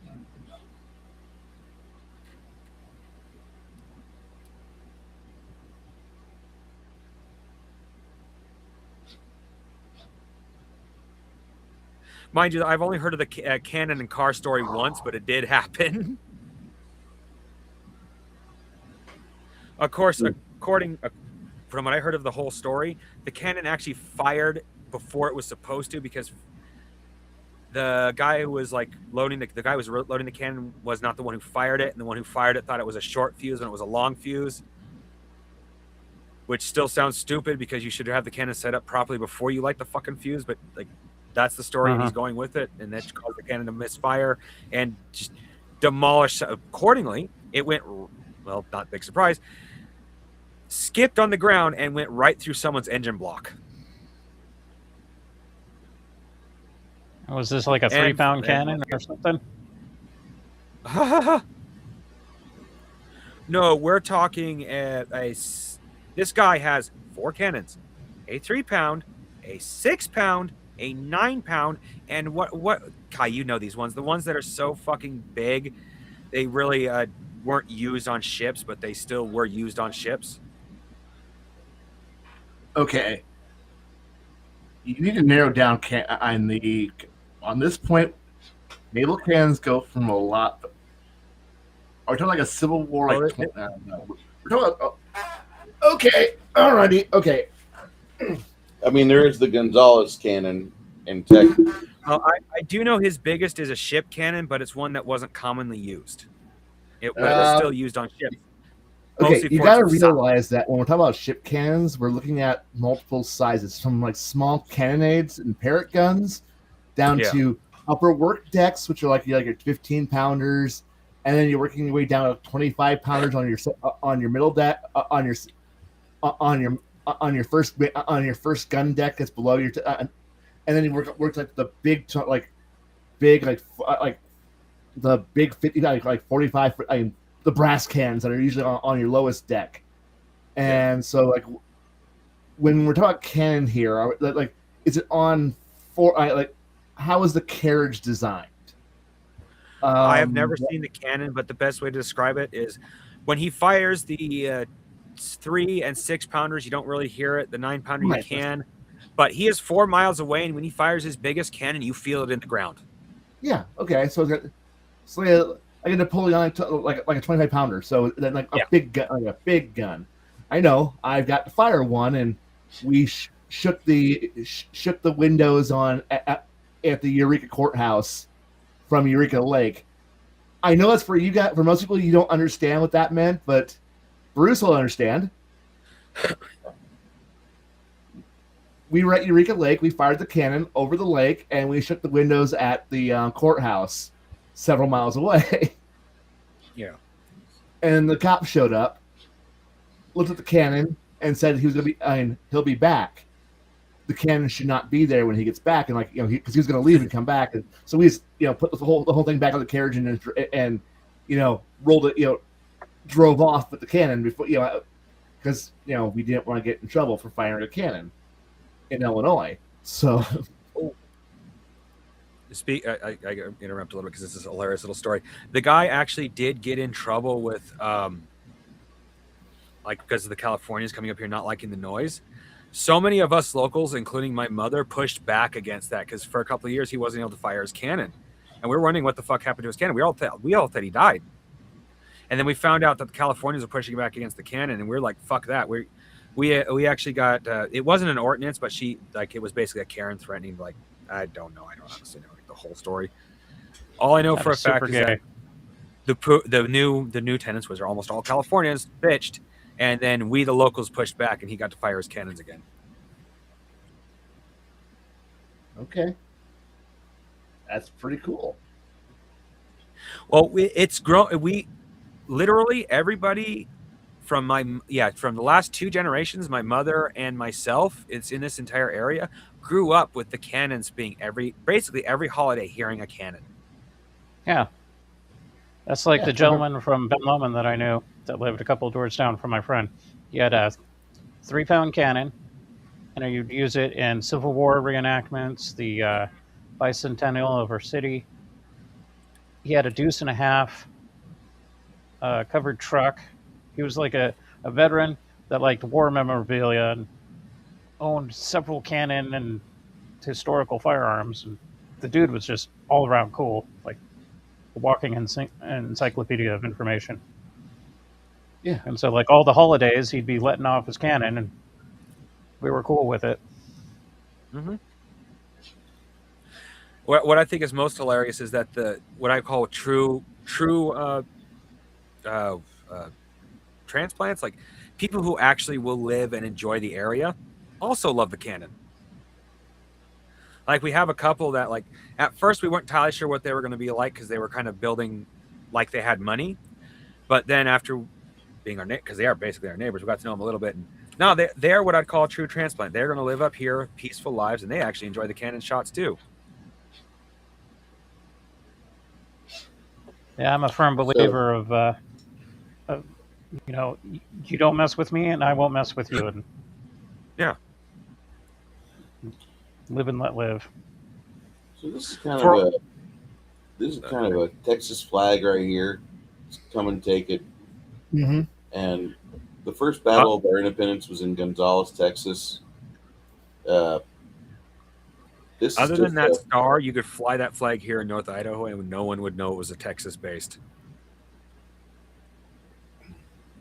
Texas has an awesome history. Like the original transplants were coming to this new realm of Mexico, and then the war happened, and Texas became its own country for a short while, and bought Santa Ana, and so they got this place, Gonzales. This is the Gonzales colony or DeWitt colony, and they had other places that were getting kind of popular at the time. San Patricio, Refugio, Goliad. Another battle site, Goliad. The captain, after they got beat, the captain told the Mexican general, like, "Hey, listen, don't shoot me in the face, and bury me with my men." And instead of burying him, they just like threw him in a pile and burned it after he shot him in the face. Mexican general was kind of a piece of shit. But I mean, he did win. I'm not gonna get that upset. Yeah. Pretty interesting history for Texas. Sorry. No, it's The cannon on the flag is a 6-pounder, Yeah. little bronze thing. You want to go back and watch Bad Drivers or no? oh dear God, more bad driving. Yeah, I still We actually could gotta watch do, Waffle House speaking fights. of Kinsey, No, no. I Waffle got House one fight. better. Just wait for the Waffle House fights. We'll end up all over the place. Well, there's a gun. There's a cannon. Why Well, is there a battleship floating by the Waffle House? You Don't ask. You don't understand. We're going into the playlist, and when I say the playlist, I believe some of you might know where we're at. Chuck E. Cheese fight playlist. Oh Jesus! Oh There's no, 96 of these. I can't believe I survived that as a child. Like, You got beer, mine was peaceful. arcades, kids, drunk fat fucks like me. I never went to it Chuck E. started Cheese. out peaceful, but I remember towards the last few years that we went from Chuck E. Cheese to Bullwinkle's, that like the parents were the ones that were instigating the fights. Like the dads got too drunk or something, got into fist fights over their kids getting in a fight in the ball pit or whatever.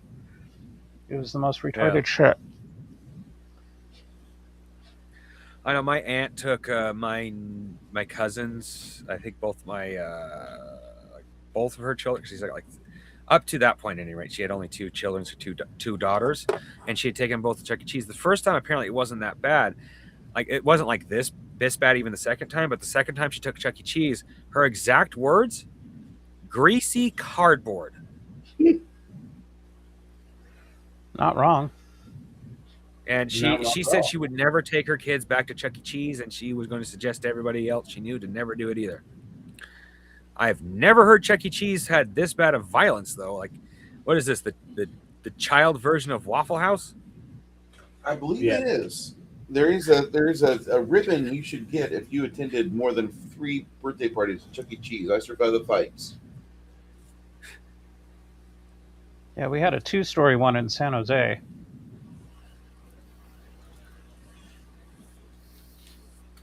I don't even know what to say to No, that. but A still- 2-story Chuck E. still Cheese, that's open. like more chances to get your head knocked off. I'm just saying, these guys are. Oh, this actually reminds me. Have you guys heard of the adult Disneyland epidemic? No. Adult. Now, this is yeah. not that Disneyland has become adulterized. This is adults want to go to Disneyland and Disney World and relive like childhood memories, which is overall okay. But we're talking like fully grown women busting down crying, meeting Winnie the Pooh. Like, I mean, I'm not just like, oh, a little emotional. I mean, straight up bawling her eyes out. And fully grown men saying things like they should keep children out of Disney World and Disneyland. It's no place for children. It's for adults only. Sounds like something a pedophile would say. Oh no, he doesn't want children there. It's not like he wants children there. No, he actually wants all children to be banned from all Disney Worlds and Disneylands. No children. I don't understand that. That was the entire intent behind Walt's construction there. Exactly. But no. Several people literally want children to be physically banned, not allowed. No children in the park. That's terrible. Because it ruins the experience for the adults. Weren't you once a child too, dumbass?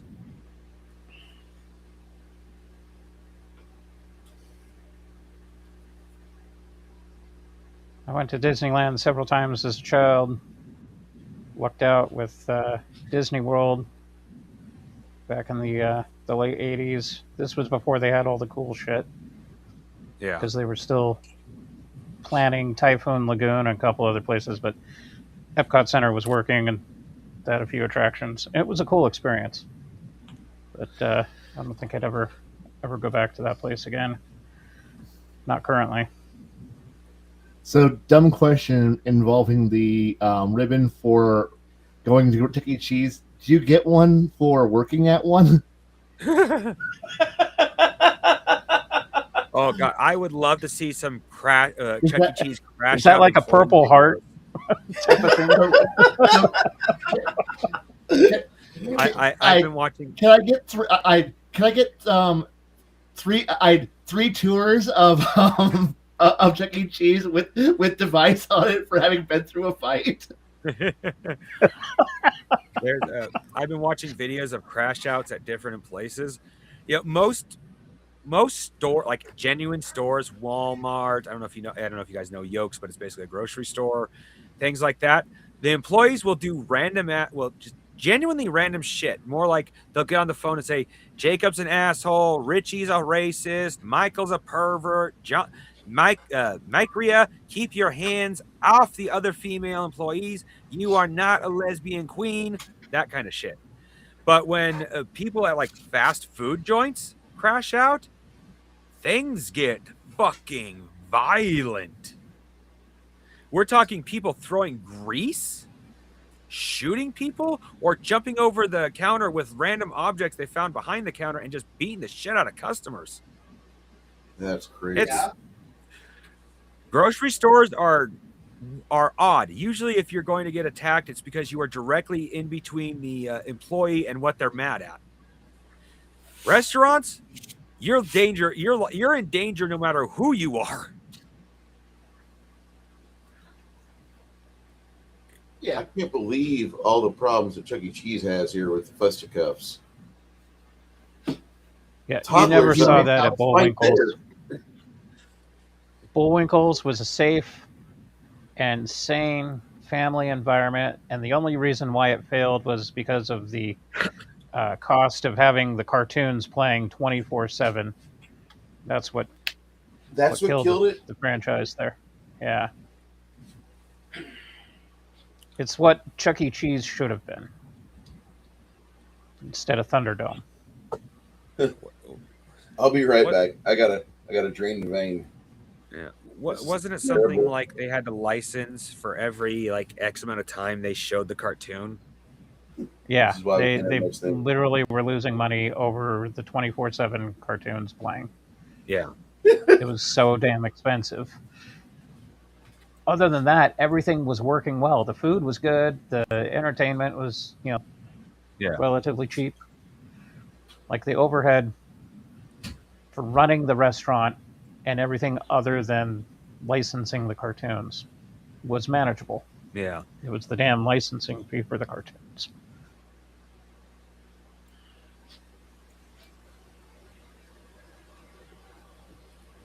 Yeah, I have absolutely no doubts of that. I mean, I heard of it, but I didn't know it closed down. Living in the middle of bumfuck nowhere, if it's not a huge chain or just a like something you only find in the Northwest, you're not likely going to know of it. Yeah. You can usually see the kids that are in these. They're. Yeah, they all look like kids from drug houses. And what I mean by that is I've seen drug raids and the kids just sit there as if nothing's happening. And that's exactly what's happening here. It's like, oh, yeah, just another day. Nothing special. I think that's genuinely the most terrifying part. Most of the kids are just like, yeah, nothing's happening, nothing to be concerned with. We are literally getting children used to pointless violence. Yeah. Really? Deal or no? Do you have a fucking gambling machine at Chuck E. Cheese's? Really? Yeah. Yeah, Mobius has got it right. Like, where's all the children at? This is like a daycare in Minneapolis. Yeah. I just see adults wasting money. And the kid is sitting in there kicking too. Dear fucking God. That's normal to these people. I Games. don't want to sound like a certain demographic of people are the cause of the problem, but you do notice there's an excessive amount of violence with a certain type of peoples. Oh, yeah. Well, if you notice, there's almost no men there. I see 3 men. No, 4 men. they're And one of them's recording it, as you reporting.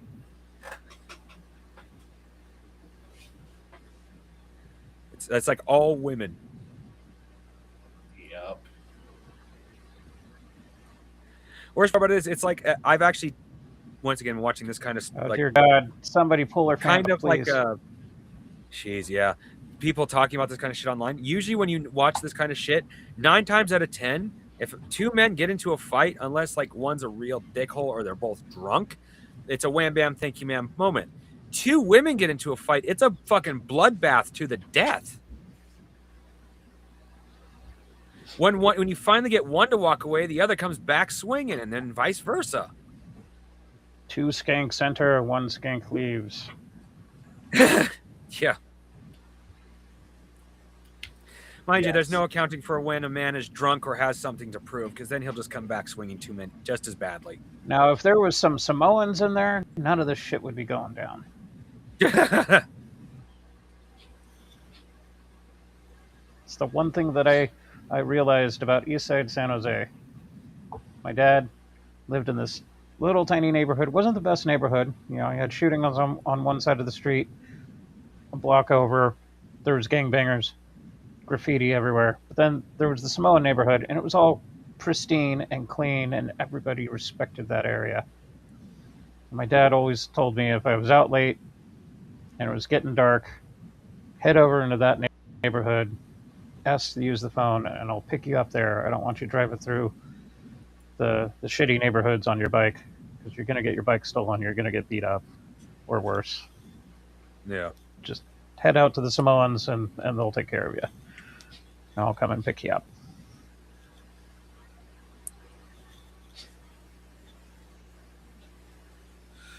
Yeah, I used to have something similar to that going for me. I think I might have told this story before. Long story short, I ended up kicking the shit out of what quote unquote was the gang leader of Sandpoint for a while. And I kicked the shit out of his little brother, I should say. Thankfully for me, though, his little brother was a shit even in his own eyes and thought his brother deserved it. So for a little while, I'm willing to bet now, since it's been close to a decade and a half, if not more, he's no longer gang leader, and I would not try to get that level of protection. But I used to have it. Comes in handy.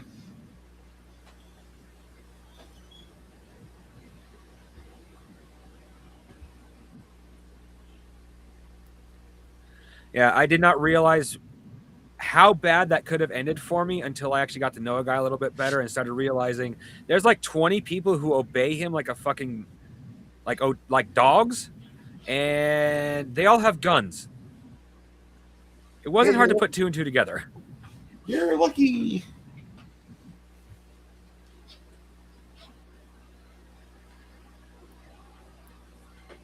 Yeah, I almost had that happen to me. My brother was repeating some shit that I was telling him over the phone, like my opinions on gangs and stuff, and why I wouldn't want to get into a gang. And so he goes and tells his buddy, who happens to be the younger brother of a gangbanger. His brother hears, and then he wants to like fucking kill me. And my brother's like, yeah, my friend's older brother wants to kill you. And I'm like, yeah, and you know who you're related to? Do you want to end up a grease spot? Yeah. Stop flapping your gums. Like what we say in the house stays in the house. Yeah. You don't go advertising that shit to someone. Yeah. Admittedly, I think the gang leader was trying to full-on recruit me. But with that said, at the time, I was genuinely ignorant, so it didn't really stick. And two, my antisocial started really kicking in then, not like because of him, but because just for some reason I started becoming really hermetized, and I just kind of disappeared from Sandpoint for a while. So I don't know if he's leader or not, but close to 15 years later, I'm willing to bet he's not. Well, you know, it's just. And that's if they even still exist. I mean, this was like a gang of like 20 to 30 people at most in a town of close to 10,000 at the time. No, close to 8,000 at the time. I think we've gone like to 11,000 now.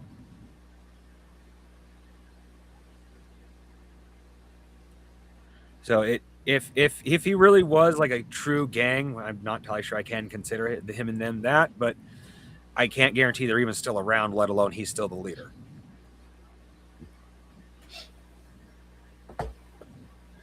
I'm actually kind of thankful that I didn't stick around too long because, like I said, I believe he was trying to recruit me, in which case I'd be SOL right now. Even if they were disbanded, he would still have shit on me.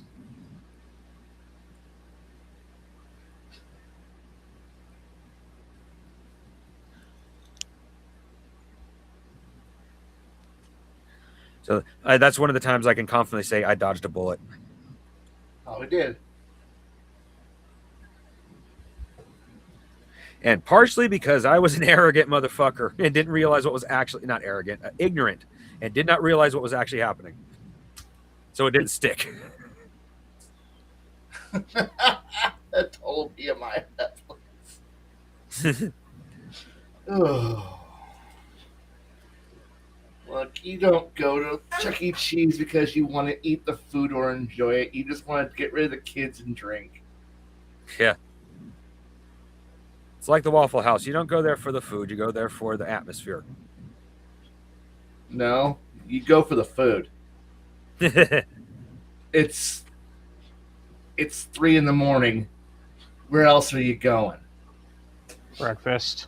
Sounds good to me. Right. Mm-hmm. I don't want to go home. I'm drunk. I need food. Waffle House is there for me. Waffle House will always be there for me. Hash browns, you're like my only friend. Like one of my favorite Jeff Foxworthy jokes. You might be a redneck if you ever slept in the Waffle House. Yeah. Done that at Denny's. Done that at Waffle House. Done that at IHOP. Oh. Yeah. Speaking of jokes, I have to find a blank, like the two women above and 2 men below blank with no words on it. So I have a good meme for that. I recently bought kind of a Christmassy cup, but it made me think of a meme. Women, you know you're drinking out of a Christmas mug, right? Yeah, I bought it after Christmas on discount. Keep up with the seasons, you cheap whore. Men, you know you're drinking out of a Christmas mug, right? Yeah, I bought it after Christmas on discount. Based. Mobius, I'm not sure what the BMI of that last video was, but the blood type was definitely gravy. Definitely gravy.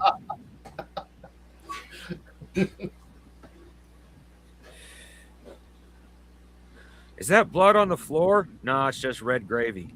What makes you say that? Try it. Oh, dear God, it is just gravy. Yeah. This is delicious. I love it when foreign parliament are like trying to do their whole government thing and then they erupt into WWF. Fucking SummerSlam.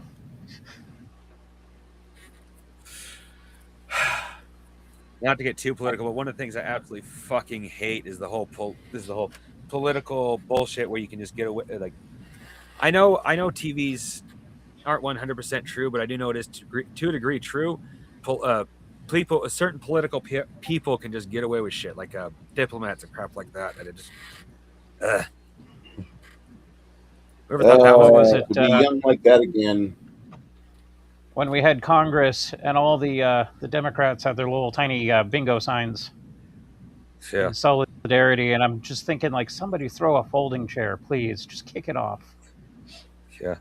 I want the days when we can just go down there with a cane and beat, your fellow congressman. Oh, the vote's perfectly Give it 50-50. up.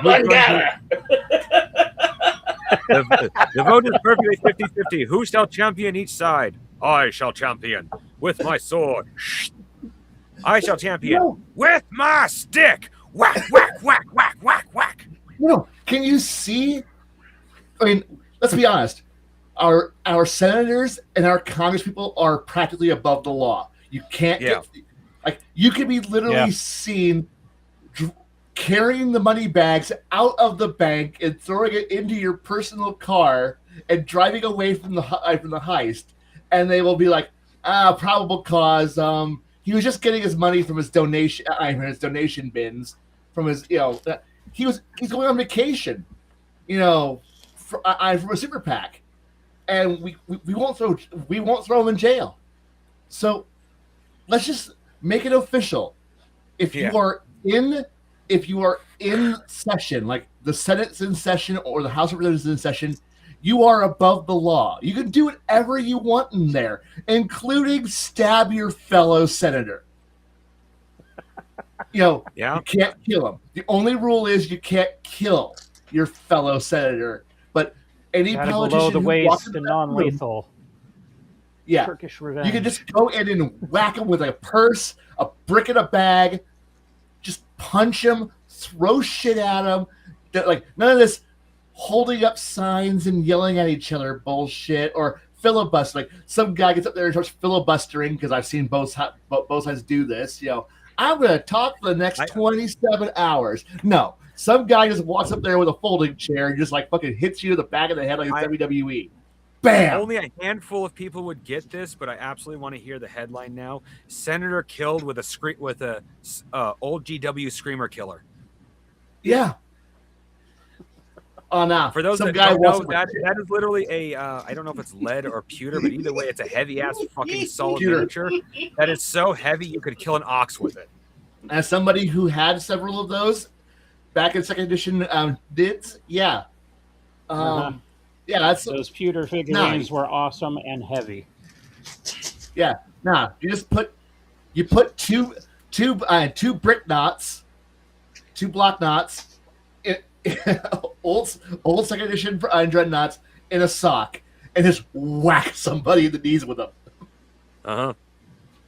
Service-related injury. When I think you could kill an elk with a screamer killer, an old dreadnought, you could kill a moose or a buffalo. Yeah, I know. As somebody who used to carry him around all the time, I understand. But no, come on. Just declare it. It's deal or no deal. Okay. I'm so glad that I still have one of these in my town. That's the problem. But nothing ever happens there. But then again, Peoria is pretty boring. If somebody grabbed my Raoul Partha fucking figurines and then like decked somebody, bent all the swords, spears. The collectible, you ass. Do you know how much do you know how long it's going to take me to re-bend that metal flagpole back into straight? It's never going to happen. I'm going to kill you now. I don't care if they were just Chaos Guards. They're my Chaos Guards, damn it. You bent my limited edition near one-of-a-kind Space Marine. Choose death. Choose your form of death. Mind you, all options are painful. Honestly, at that point, it's like anybody who's got a full old style classic metal army of 40K as a bunch of old people, they probably don't have enough calcium left in their bones to pick up their army to move it anyway. So, oh yeah, I know. Like the only people who I see who actually have like a true metallic army, like online, are the people who have either been collecting since before Dust was even made, or the people who have enough time and money to just have that. I have a 200 square foot closet, and every inch of it is covered in miniatures. Yeah. A lot of a few of the army lines have never been refreshed. I mean, look at the Eldar. Yeah. But I mean, you're kind of forced to have to run metal Eldar because 40K sucks. Sorry, GW sucks at this, but nobody runs all metal Marines because, well, I mean, they kept they kept being upgraded and updated. I mean, there's a few that's still around, but not many. That's actually one of the things that doesn't make sense to me about GW. I mean, like, don't get me wrong, I like AOS. Age of Sigmar is fun, but Age of Sigmar is not the flagship. Why does Age of Sigmar get like a handful of amazing books and fairly good amount of really good miniatures, while their flagship 40K gets shit tons of okay material, both miniatures and books? Because they know what moves with GW. You know that people buy Marines, so it's going to be 100 flavors of Marines. The Eldar players are diehards, but there's no need to update the Eldar because, well, no one gives a shit. You Necrons are. Well, I do agree with a few people online. Necrons are kind of in a tricky spot where they're not really. They can, but it's hard for them to give a real good explanation as to why they will have changes in their stuff other than psychosis, which just kind of, I won't say defeats the purpose, that it doesn't make them Necrons if all of them start changing just because they're crazy. Yeah, I know. And our newest miniature is a new Destroyer Lord. Yay. I mean, yeah, that's kind of cool. Jeez. Is it possible to get diabetes watching this? I saw kids in that video. That's the first video I've seen like kids really being prominent in. Oh, there was a couple videos where I've seen kids, but it's either the kids are acting as if nothing is happening, or they're literally kicking the adults alongside the adults. Yeah. So where did they find Bargain Bin Tarantino at to like host that scene? I don't know. I think it's kind of sad. We have to get the victims to talk about their experience at Chuck E. Cheese for the evening news today. That place is in worse They don't even blur shape out the than I thought it faces. was. I mean, a couple of videos back, I was seeing tumbleweaves being tossed.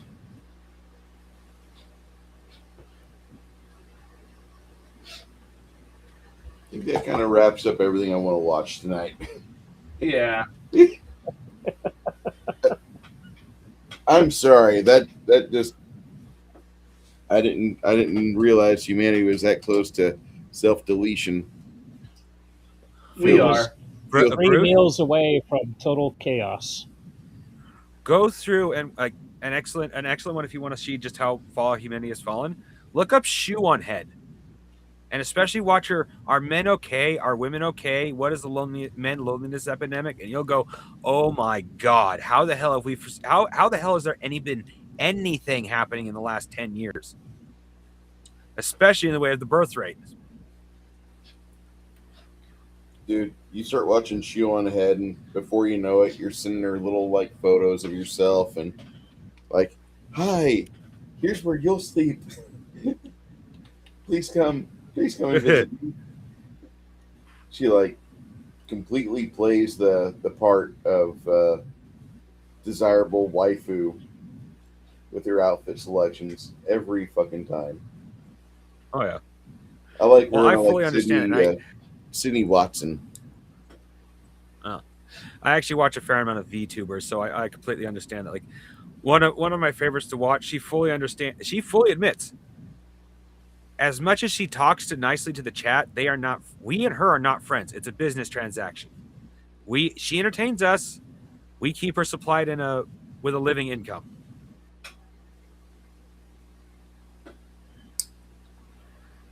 You don't got to be. Though I still have a bad habit of getting really excited and treating some of the VTubers I watch like I actually know them. I think but that's more excitement than naivety. Who's the one on side scrollers?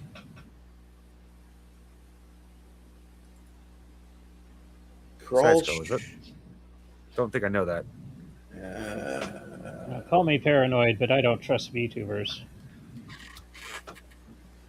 It also No. doesn't help that I follow. Oh, you can some only trust them more so obscure. Here, Go ahead. Kirsch. well, here's the thing. Like I already said, one of the VTubers I watch freely admits it's a business transaction. She's not actually your friend. But another thing that also like doesn't help is if you know the basic understanding of what they're doing. A VTuber wouldn't be doing what male or female what they're doing if they didn't want a certain level of attention. That's true. Yeah.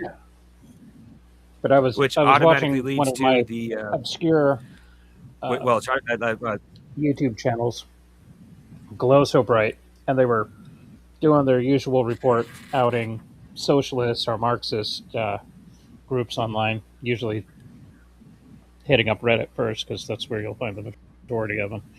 But they were talking about this one VTuber who ended up being a dude, portrayed as like some anime chick who likes guns, and it was, I guess, catered to the John Brown Socialist Rifle Association or some shit. And I was just going down this weird ass socialist gun tube rabbit hole with this report, and I'm thinking, good God, what am I doing?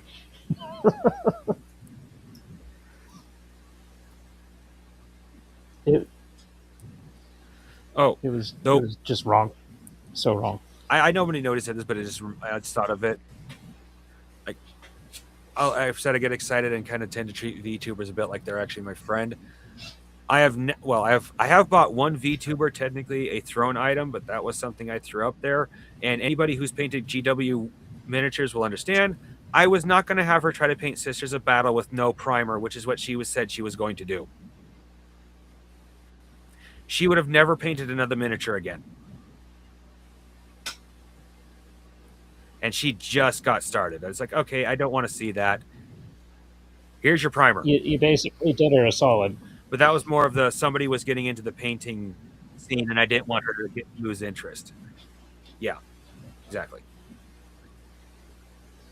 Nothing like starting your new hobby and then rage quit and never pick it up. Yeah.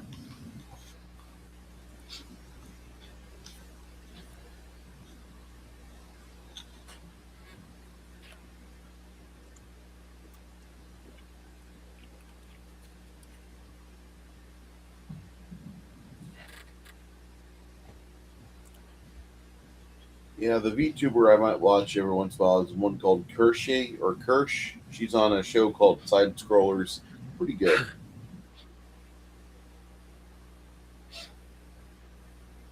Oh, that bitch. Yeah, I'm not going to knock the whole VTuber thing because I know that there's like some legit people out there. Go ahead. It's like when that whole VR thing was popular, and then you had people. Yeah. Well, interestingly enough, all 4 VTubers I watch. Yeah. Go ahead. Yeah. All right, well, let's say the only 88. I realized something recently. The only VTubers I tend to watch, like I might find them for a little while, but I won't watch them too long, are the ones that are heavy into Warhammer.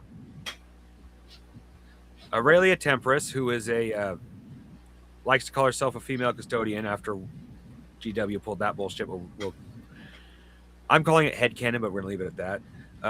A ghost VTuber, Riri, who just recently got into Warhammer, but has become her primary source of entertainment. One I'm kind of losing interest in because she's only minorly into Warhammer, which is a rat VTuber. I forgot her name, Cabo something. And then the 4th one, which I'm also slowly losing interest in, which is no, I already forgot what she was. Anyway, she doesn't express as much interest in Warhammer as she did. So, if I like VTubers, it's mostly because they do Warhammer stuff. Interestingly enough. The guy that I started following here in the last month, and I need to watch more of his stuff, is King Trout. I guess he just started getting really serious about it to where they even pulled him on. Sounds familiar. What does he do? He's a vet that hangs out with the unsubscribed guys. Yeah. He talked about 5 The months ago. blonde-haired dude with the little whiskey I don't mustache. really watch Unsubscribed. Yeah. Sleeps on the couch. Oh, okay. I've seen him. He talked about the Titanic 5 months ago. He's a little unforgettable. I remember him now. I like some of his quips on X. I'm not gonna lie, I missed my X account because following him and Black Dumpling, the fairy girl with big tits, those were highlights of my time.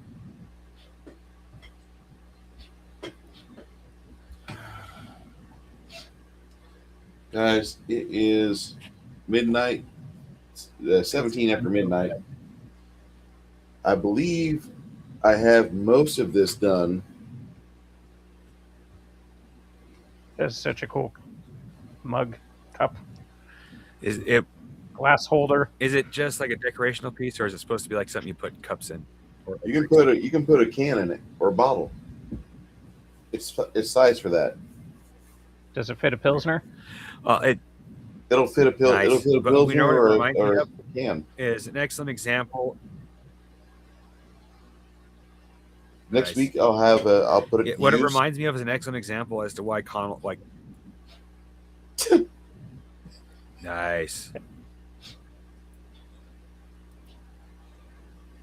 I'm just looking forward to seeing you drink out of it. Okay. I look forward to that too. But there, it reminds me of. Sorry. Go ahead. It reminds me of one of the things as to why you won't directly find it in the little adventure I sent you, Bruce, because I don't know how it would work with your game, but in Palladium there's something called soul drinker weapons.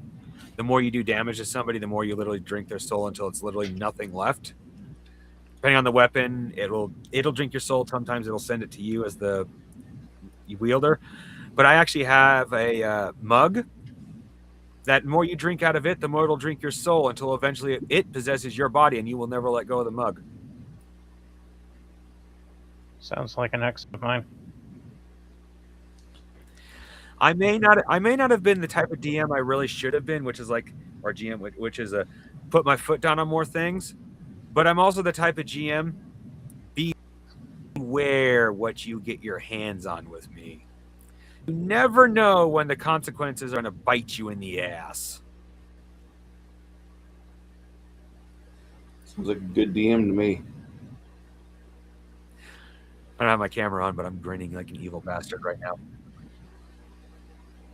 Yeah, back in the day when I wanted to I'm sorry, play Bruce, what did you say? a mage character like Elric of Milnabone, I was all into Michael Moorcock at the time. It's like, cool, the eternal champion, blah, blah, blah. So I wanted to make a mage exactly like him. So it was dependent on potions to like basically keep himself from falling over. And then I got a cool soul-stealing sword that would impart energy into me and hopefully sustain me in battle. And my DM was like really cool about giving me all that shit. And then when I actually tried playing it, it was like, okay, I'm fucking crippled. I'm drinking this potion. I'm barely functional. And then in the combat, I got a critical fail on an attack. I dropped my sword, cut myself, and ended up being sucked into the sword. And he was playing like ultra realistic roles, and we were fine with that. He was explaining, look, this is how it's going to be. I've Those got these ideas damage are tables I want to in try. book characters are. And I ended up fucking dying and getting eaten by my own weapon. I was just like, fuck. That was short-lived. It was cool. Great way to die, but fuck. Yeah. Stuff like that sounds cool in a book. Yeah, it sounds cool in a book when you can control what happens to the character directly. When you are relying on dice, that's just a good way to die. Yeah, fuck that. It's only good in the movies, or in this case, written literature. Yeah. Ladies and gentlemen, gonna probably have to wrap up here. Khy, you got anything big going on this next week? I see your Khy's Musings is growing like weed over there in Discord. I just write whenever I feel like, and then I realize that the games I run and play are definitely not what everybody else wants to or does, and I enjoy the small little games that I've been enjoying that definitely aren't the I need to host a weekly show about theory crafting something that I go, no, I know the game I run, the games I play, and I enjoy doing them, and they're fun. I like writing a bunch, but I have my weekly BattleTech game, which has been a lot of fun. I have my every other week game of a Nomine, which might as well be a weird mix of craziness. There's Traveler's fallen off. The D&D game might start back up again. Who knows? With the divorce finally wrapped up in the favor of my friend, I get to possibly start rebuilding that. But if not, oh well. I've enjoying playing a lot of fun games and hanging out and talking with fun people and coming up with really cool stories. And the fact that we're playing a game that nobody really talks about because it's old and very, very much, wow, this is 90s. Oh dear God, this is so 90s it hurts. This is we want to be World of Darkness, but we're not. You're playing Human Occupied Landfill, what? Oh no! Oh God, that game's fucking. Hole is a great game, but fuck, that's 90s right there. And going for ultra edgy religious RPG, but hey, somebody wants to. I wanted to play it, and I'm like, well, shit, I know enough things to be able to go along with this, and it's been fun. But the person who's running it's going, yeah, no, we're going to expand this a lot, and it's turned into a really, really creative, fun game because we're like, no, we're gonna run this game as though we're not a bunch of games written by a bunch of evangelical and dispensationalists.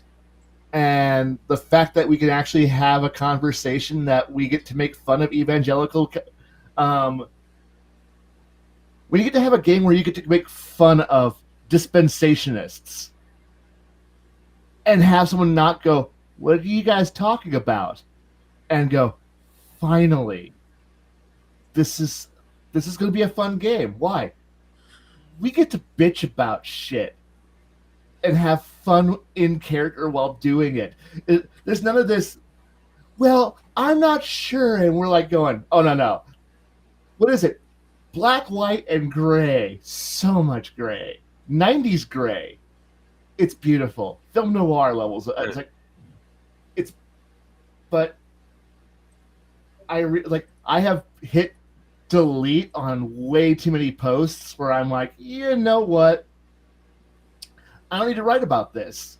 Or I don't need, which means what I write is what I think is good enough to go out in the public, kinda. But I just kind of start writing, and it fits. I hope it's actually interesting what I do write in that channel, so. The world's according to Khy. It is. And it's my crazy little page. I'm a little blip of silliness, but I would rather have a fun game, like a fun time, because I ain't gonna be here forever. I'm gonna have fun while I'm playing it. I don't need to debate about what is the proper way to fucking play this game. Nah, I'm gonna find good people and play. It's refreshing because it kind of reminds me of how like old internet used to be when you got your GeoCities account or your MySpace, and you just like, hey, I'm in this game and this is what we're doing, and then goes from like a weekly or a monthly thing to like all these crazy ass adventures or ideas being tossed around, and it's like, damn, that was when the internet was fun. And now the really fun thing here is that one of the groups I hang out with online, they want to bring the old internet back, the back when it was GOCs, back when we had our blogs, and back when a Let's Play was a piece by, here's a picture and a paragraph describing what's going on. Yeah. It's not a video. It's not some 3D avatar bouncing around talking like, hey, I'm going to do something silly. Well, yeah, we are going to do something silly. But they actually built a website, which is old-fashioned. It's chock full of really silly hidden Easter eggs and in jokes, and we're not trying and the thing is, none of us want to go out there and try to fight the algorithm. We're going to try to go for algorithm optimization. We need to put out 400 pictures of 5 videos a day, so that way I can keep up with the algorithm. I got to change my thumbnails, and the entire group is like, this is all going to be word of mouth. Fuck the algorithm. This website has been HTMLized for your viewing pleasure. Enjoy the MIDI. Be done with it. Yep. and so the entire idea is we're gonna hang out and still act like the internet was back in 2004. It's gonna be back to GeoCity stuff, back to just simple fun video, simple fun articles, fun posts. We create dumb things, have a fun time, chat back and forth, and it's a great thing where we just kind of pass around like, hey dude, do you like this thing? Yeah, I do. Here, go to this website. What's there? Fun. Do you want to know about X, Y, and Z? I do. Here's this website, man. Go. Do you guys care about advertising?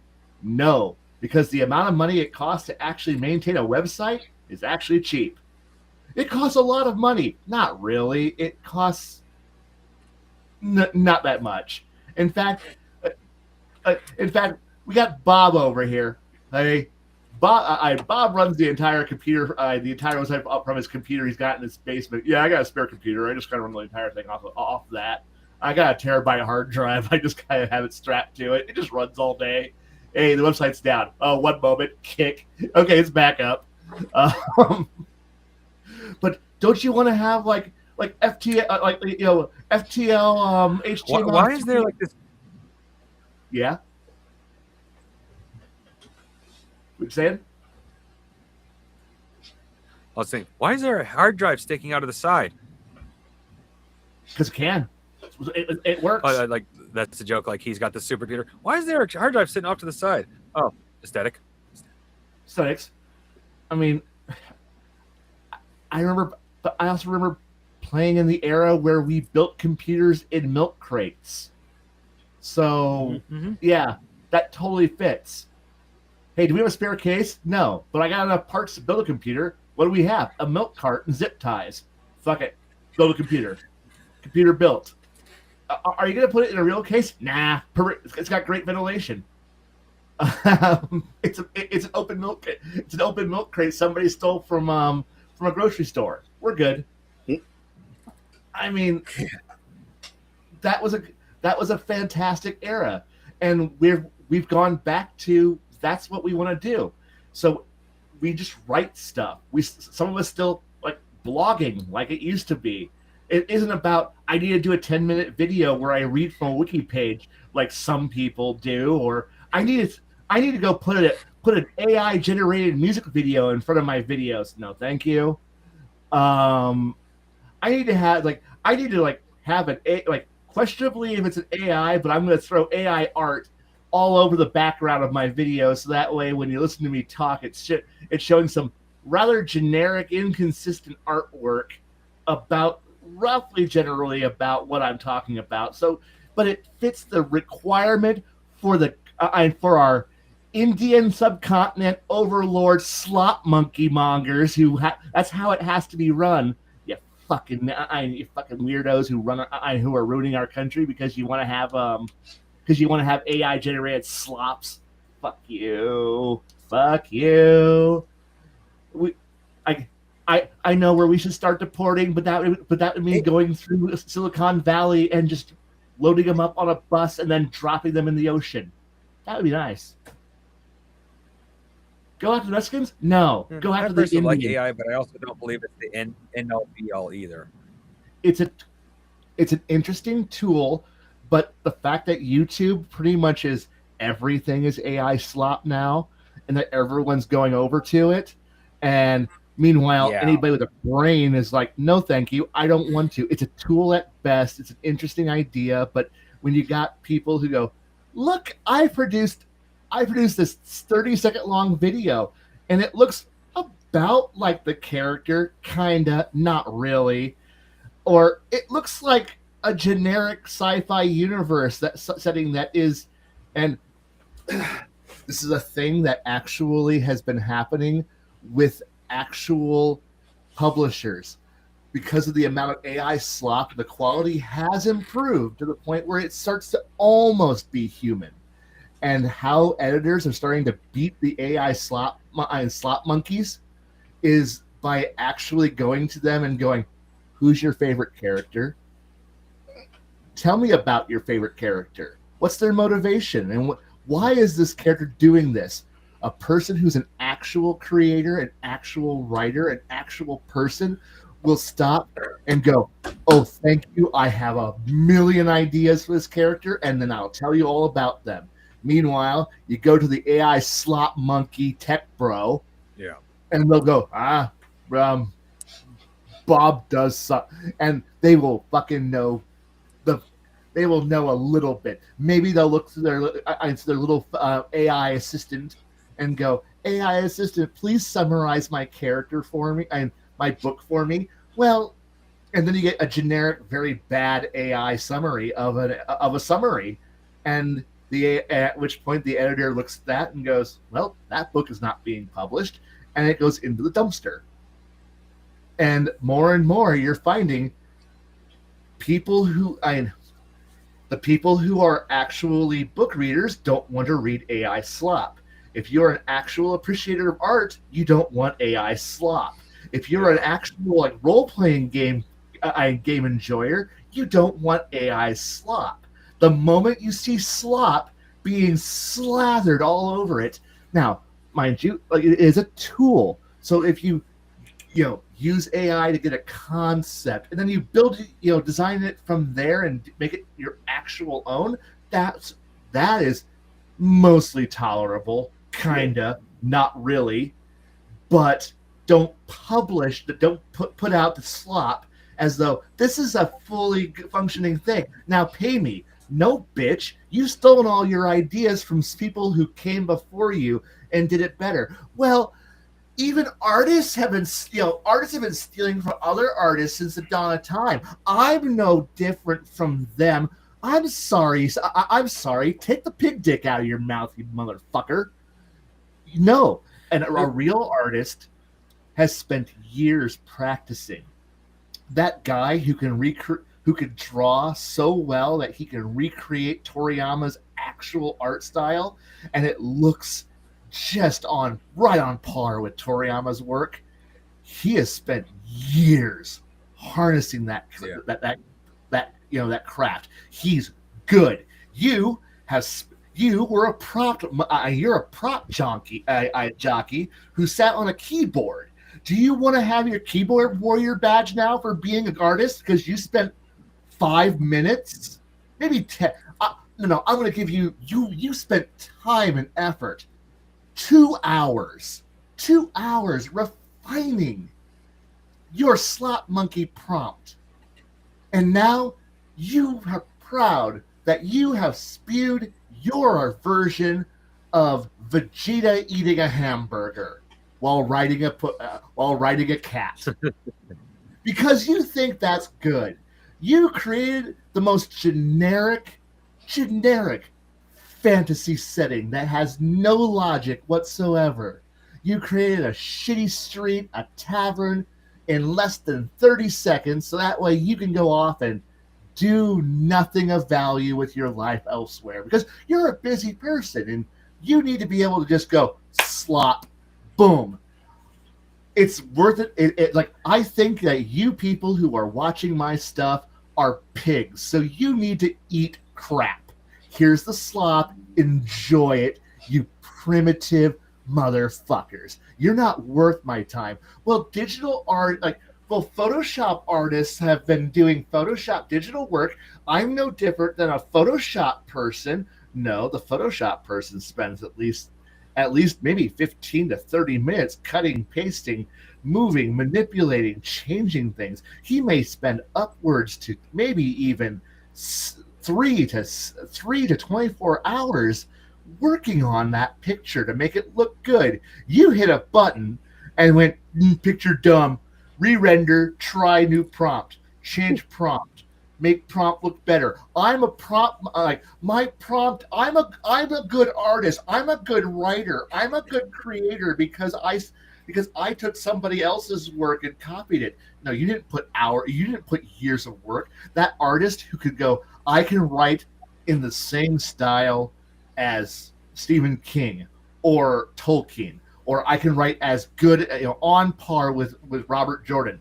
They've read his works. They've known the source material.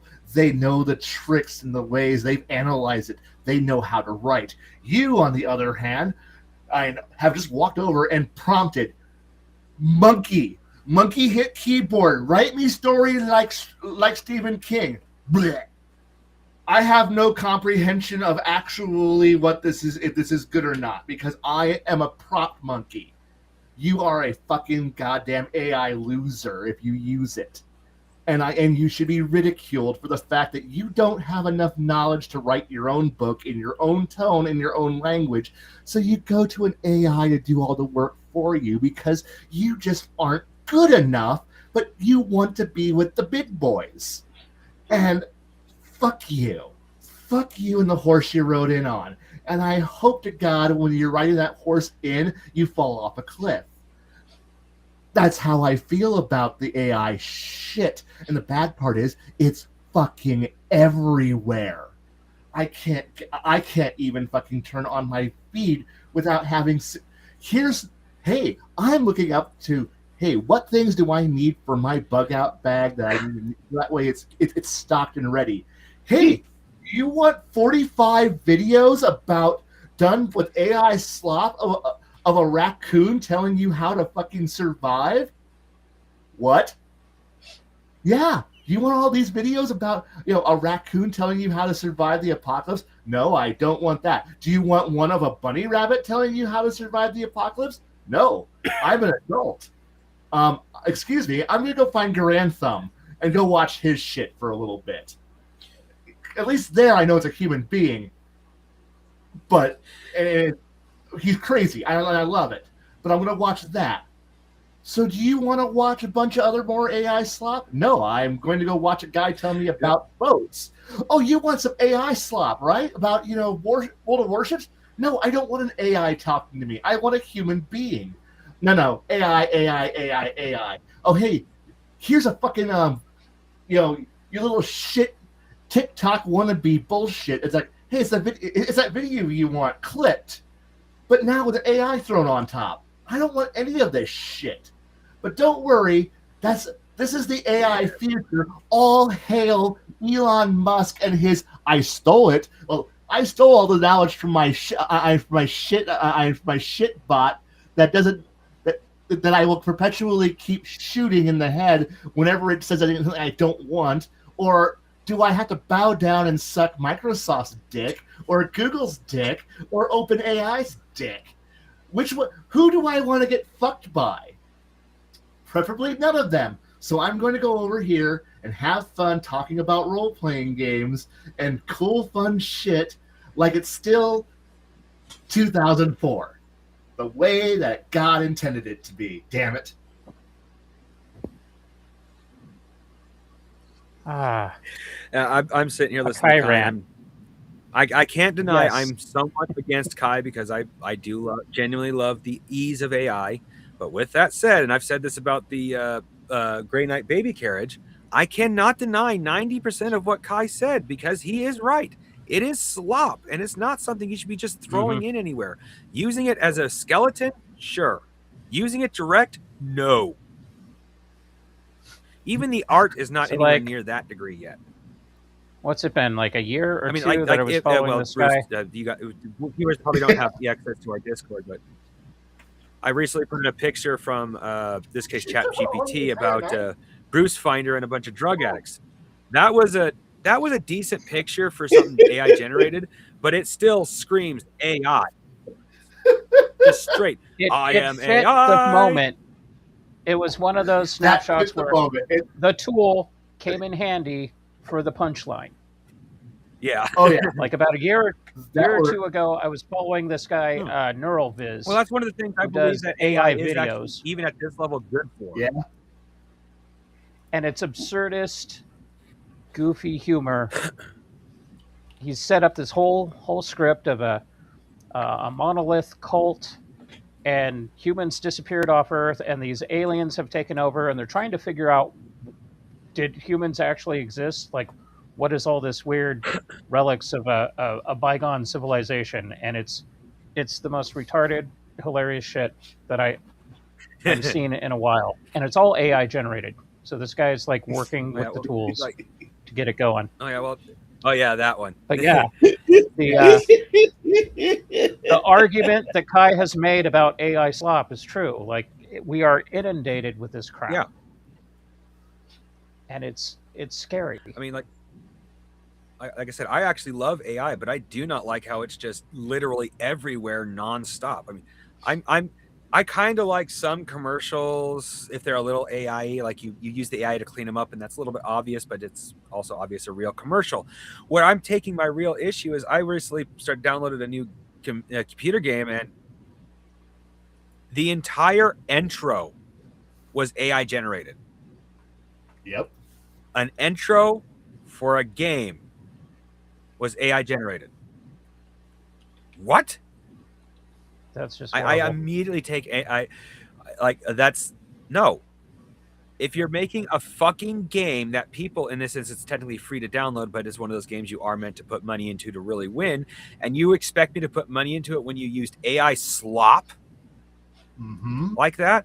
I mean, once again, I'm not directly opposed to AI, even for stuff that I would be willing to sell. But when I say slop, I mean this was slop. Mobius with the people had extra arms and everything. The worst. They are. Yeah, they are. Oh yeah.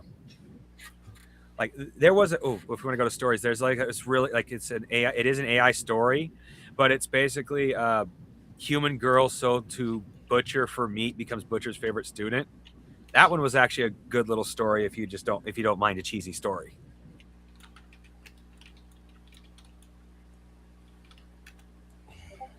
But like it, especially in the case of like those little AI stories, if you look for the cheesy ones, like if you're willing to accept AI will make you a cheesy story, and you specifically look for the cheesy ones, it's not so bad.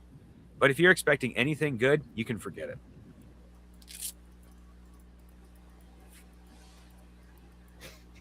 it.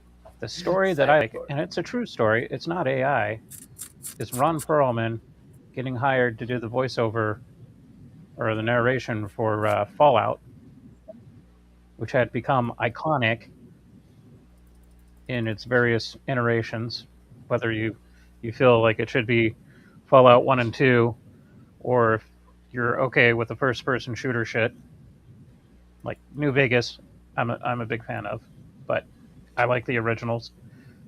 And he was paid $40 and a sandwich to read a handful of lines. Yep. And it was like, that is awesome. It's as real as it's going to get. It's like, okay, I did my gig, I got $40 and lunch, and the rest is history. I did put a link in my channel to the website. It's about as 2000s old net as you're gonna get, and it's nice. It's the Legion. I love it. It's wonderful, and it is bonkers. We do stupid shit, and it's great.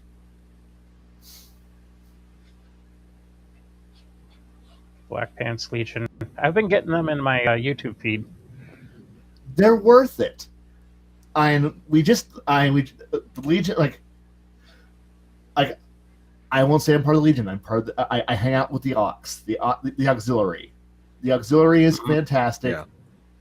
It's a great group of people. It's a support group for just being weird, and it's got its own it's got its own in jokes, its own weirdness. That the only way to get into it is to just jump in and Immerse yourself in realize that, weirdness. yeah, I mean, you can just take one look at the on the website. Just go to the auxiliaries link, and you'll see a hint of the dumb that is the Aux, and it is made of retardation, and we utterly savor it. Sometimes people forget that. It's not. No, we don't forget. You just end up in a weird place, full of bonkers stuff, and the jokes are dumb. But then again, what do you expect? It's all about weirdness, and I know that one of the key things is that it's Tex. Tex was the one who started it, but it's become its own thing. It's grown into, we all understand who started it, but it's turned into its own group of weirdos who do things because we want to, including shipping a guy way too much spent ammunition cases so we can make coins out of it. We have dumb artwork, great. Just talk about stuff and just have a nice time being around other nerds who want to get away from the world. And I know there's a few other places that I hang out at where it's about escaping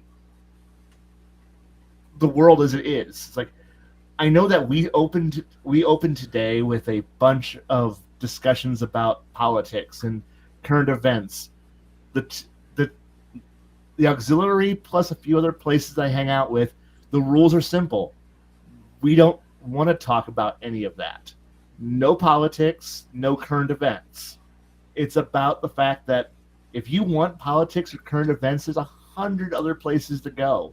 If you want to make fun of the political alignment of your enemy, there's 1,000 places to go. There's 100 outlets that will give you whatever flavor of crap you want. But do you really need that? Do you need the continuous exposure that tells you that you're right? Well, if you do, there's plenty of places that will tell you however you want to feel, and it will make fun of whoever you hate. If you hate a person or hate a group, there's somebody out there who will tell you that you're okay for hating them. But occasionally you want to talk about Star Trek, and you want to talk about how bad the effects are. You want to argue about how long something is, or how much something weighs, or you want to have a debate over how far 30 meters actually is, and have a conversation about that, or how you can make D&D better, and not like, how blah, blah, blah. Yeah, we understand. There's so many flavors on how to do this. We want to have a good time, and there's still places out there that haven't bowed to the AI yet, who haven't bowed to the algorithm. They're not going to be known. It's gone back to the way it was back in 1998, where did you want to know about something? Well, good luck. Do you know somebody who knows somebody who will tell you to go here? Yes, then go. That's how, and I think that as the net collapses, because it's going to collapse, the AI bubble is going to break, and the AI search engines are going to collapse, and we're going to lose a lot of shit when it happens. I mean, I don't like a lot's going to go away when it collapses. It's going to go back to web rings and word of mouth. If you want to talk to somebody, you're going to have to figure out how to talk to them again. And people are turning away from social media. They're turning away from a lot of things because we're realizing the artificiality of it all. And I think that's going to be a good thing when it finally happens. And I don't care if I only have 25, 30 people who I chat with, or in the case of the auxiliary, something around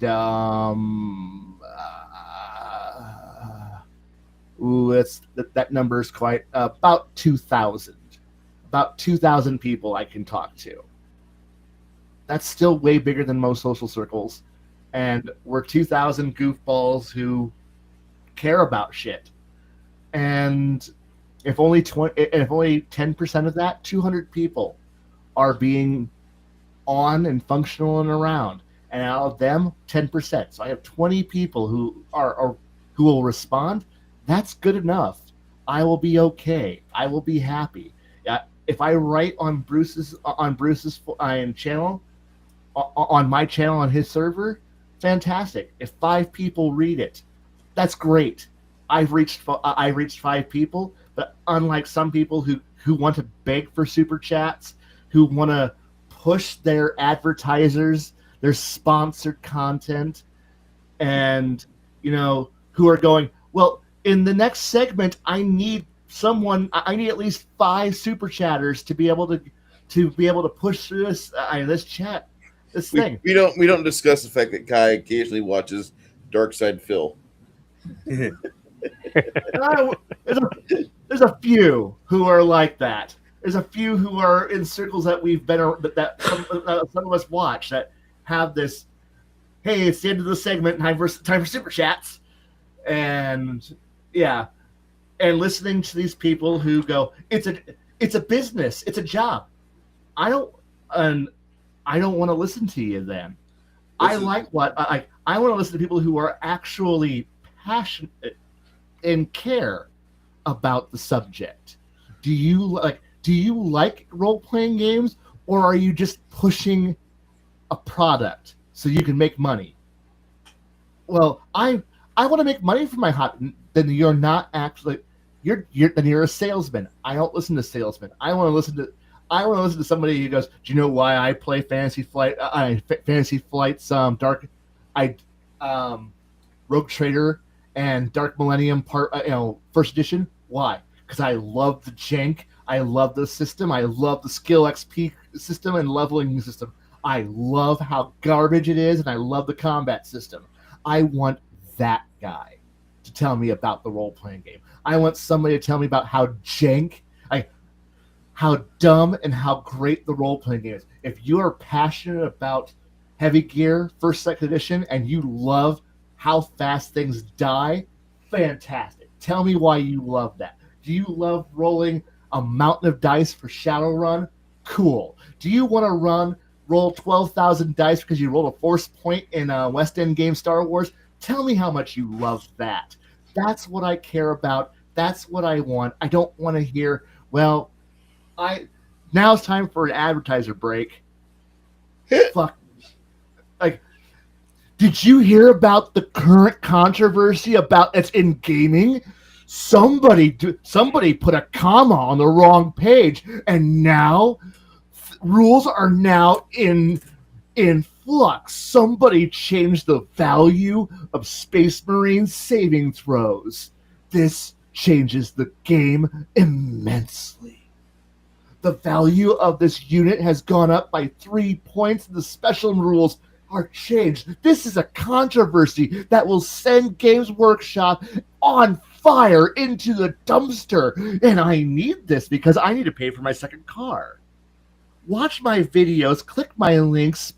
My sponsor is I'm a cheap whore.com. But make sure you put in my code I'm a loser who needs money. Thank you. When you shop. Thanks. I love you guys. Back to the controversy. Games and Wizard of the Coast has totally fucked D&D over for the 400th time. I know it's the current controversy of the day. Yeah, Well, I don't need that shit.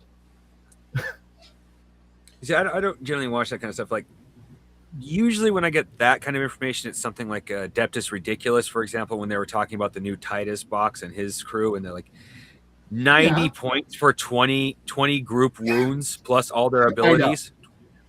And the thing is Adeptus Ridiculous is hilarious because the thing is, they're not doing an ad read. You can tell that is 4 guys and an artist who love the stuff, talk about the stuff. And they're not pimping their Patreon. Yeah. They're not sitting here going, hello there, simps. I am Arch, and I'm here to tell you how to really think about Warhammer. And I am of superior. I would. What was that? What did you say? You would watch that? I said Shy would. Yeah. Shy would totally say that. But the thing is that's what several people are like. Or let's see, what's another one? Welcome back to your daily dose of dismal Disney. And because I have to listen, because every once in a while, something fish does that one. That was always about. Did you hear about the current disaster that's currently happening in Marvel Comics, and how Star Wars is on fire and DC is currently a dumpster fire? Are you miserable about everything yet? Please watch us talk about how much we hate the artists and how hard we work, talking over this video. Now turn in for our next video in 3 hours. Fuck this shit. I want to have fun now. I don't need whatever the fuck that channel was anymore, and I don't need to listen to strange talkings about shit. It's like I don't have enough time in my day, and I'd rather learn about space, ancient histories, weird knowledge that I can put into a game, rather than go, how do I run game? I run game. Game is fun. I special. I don't run game like you run game. I run game like this one. But don't worry, if you don't like game, you can run away from table. But why does everyone leave my table?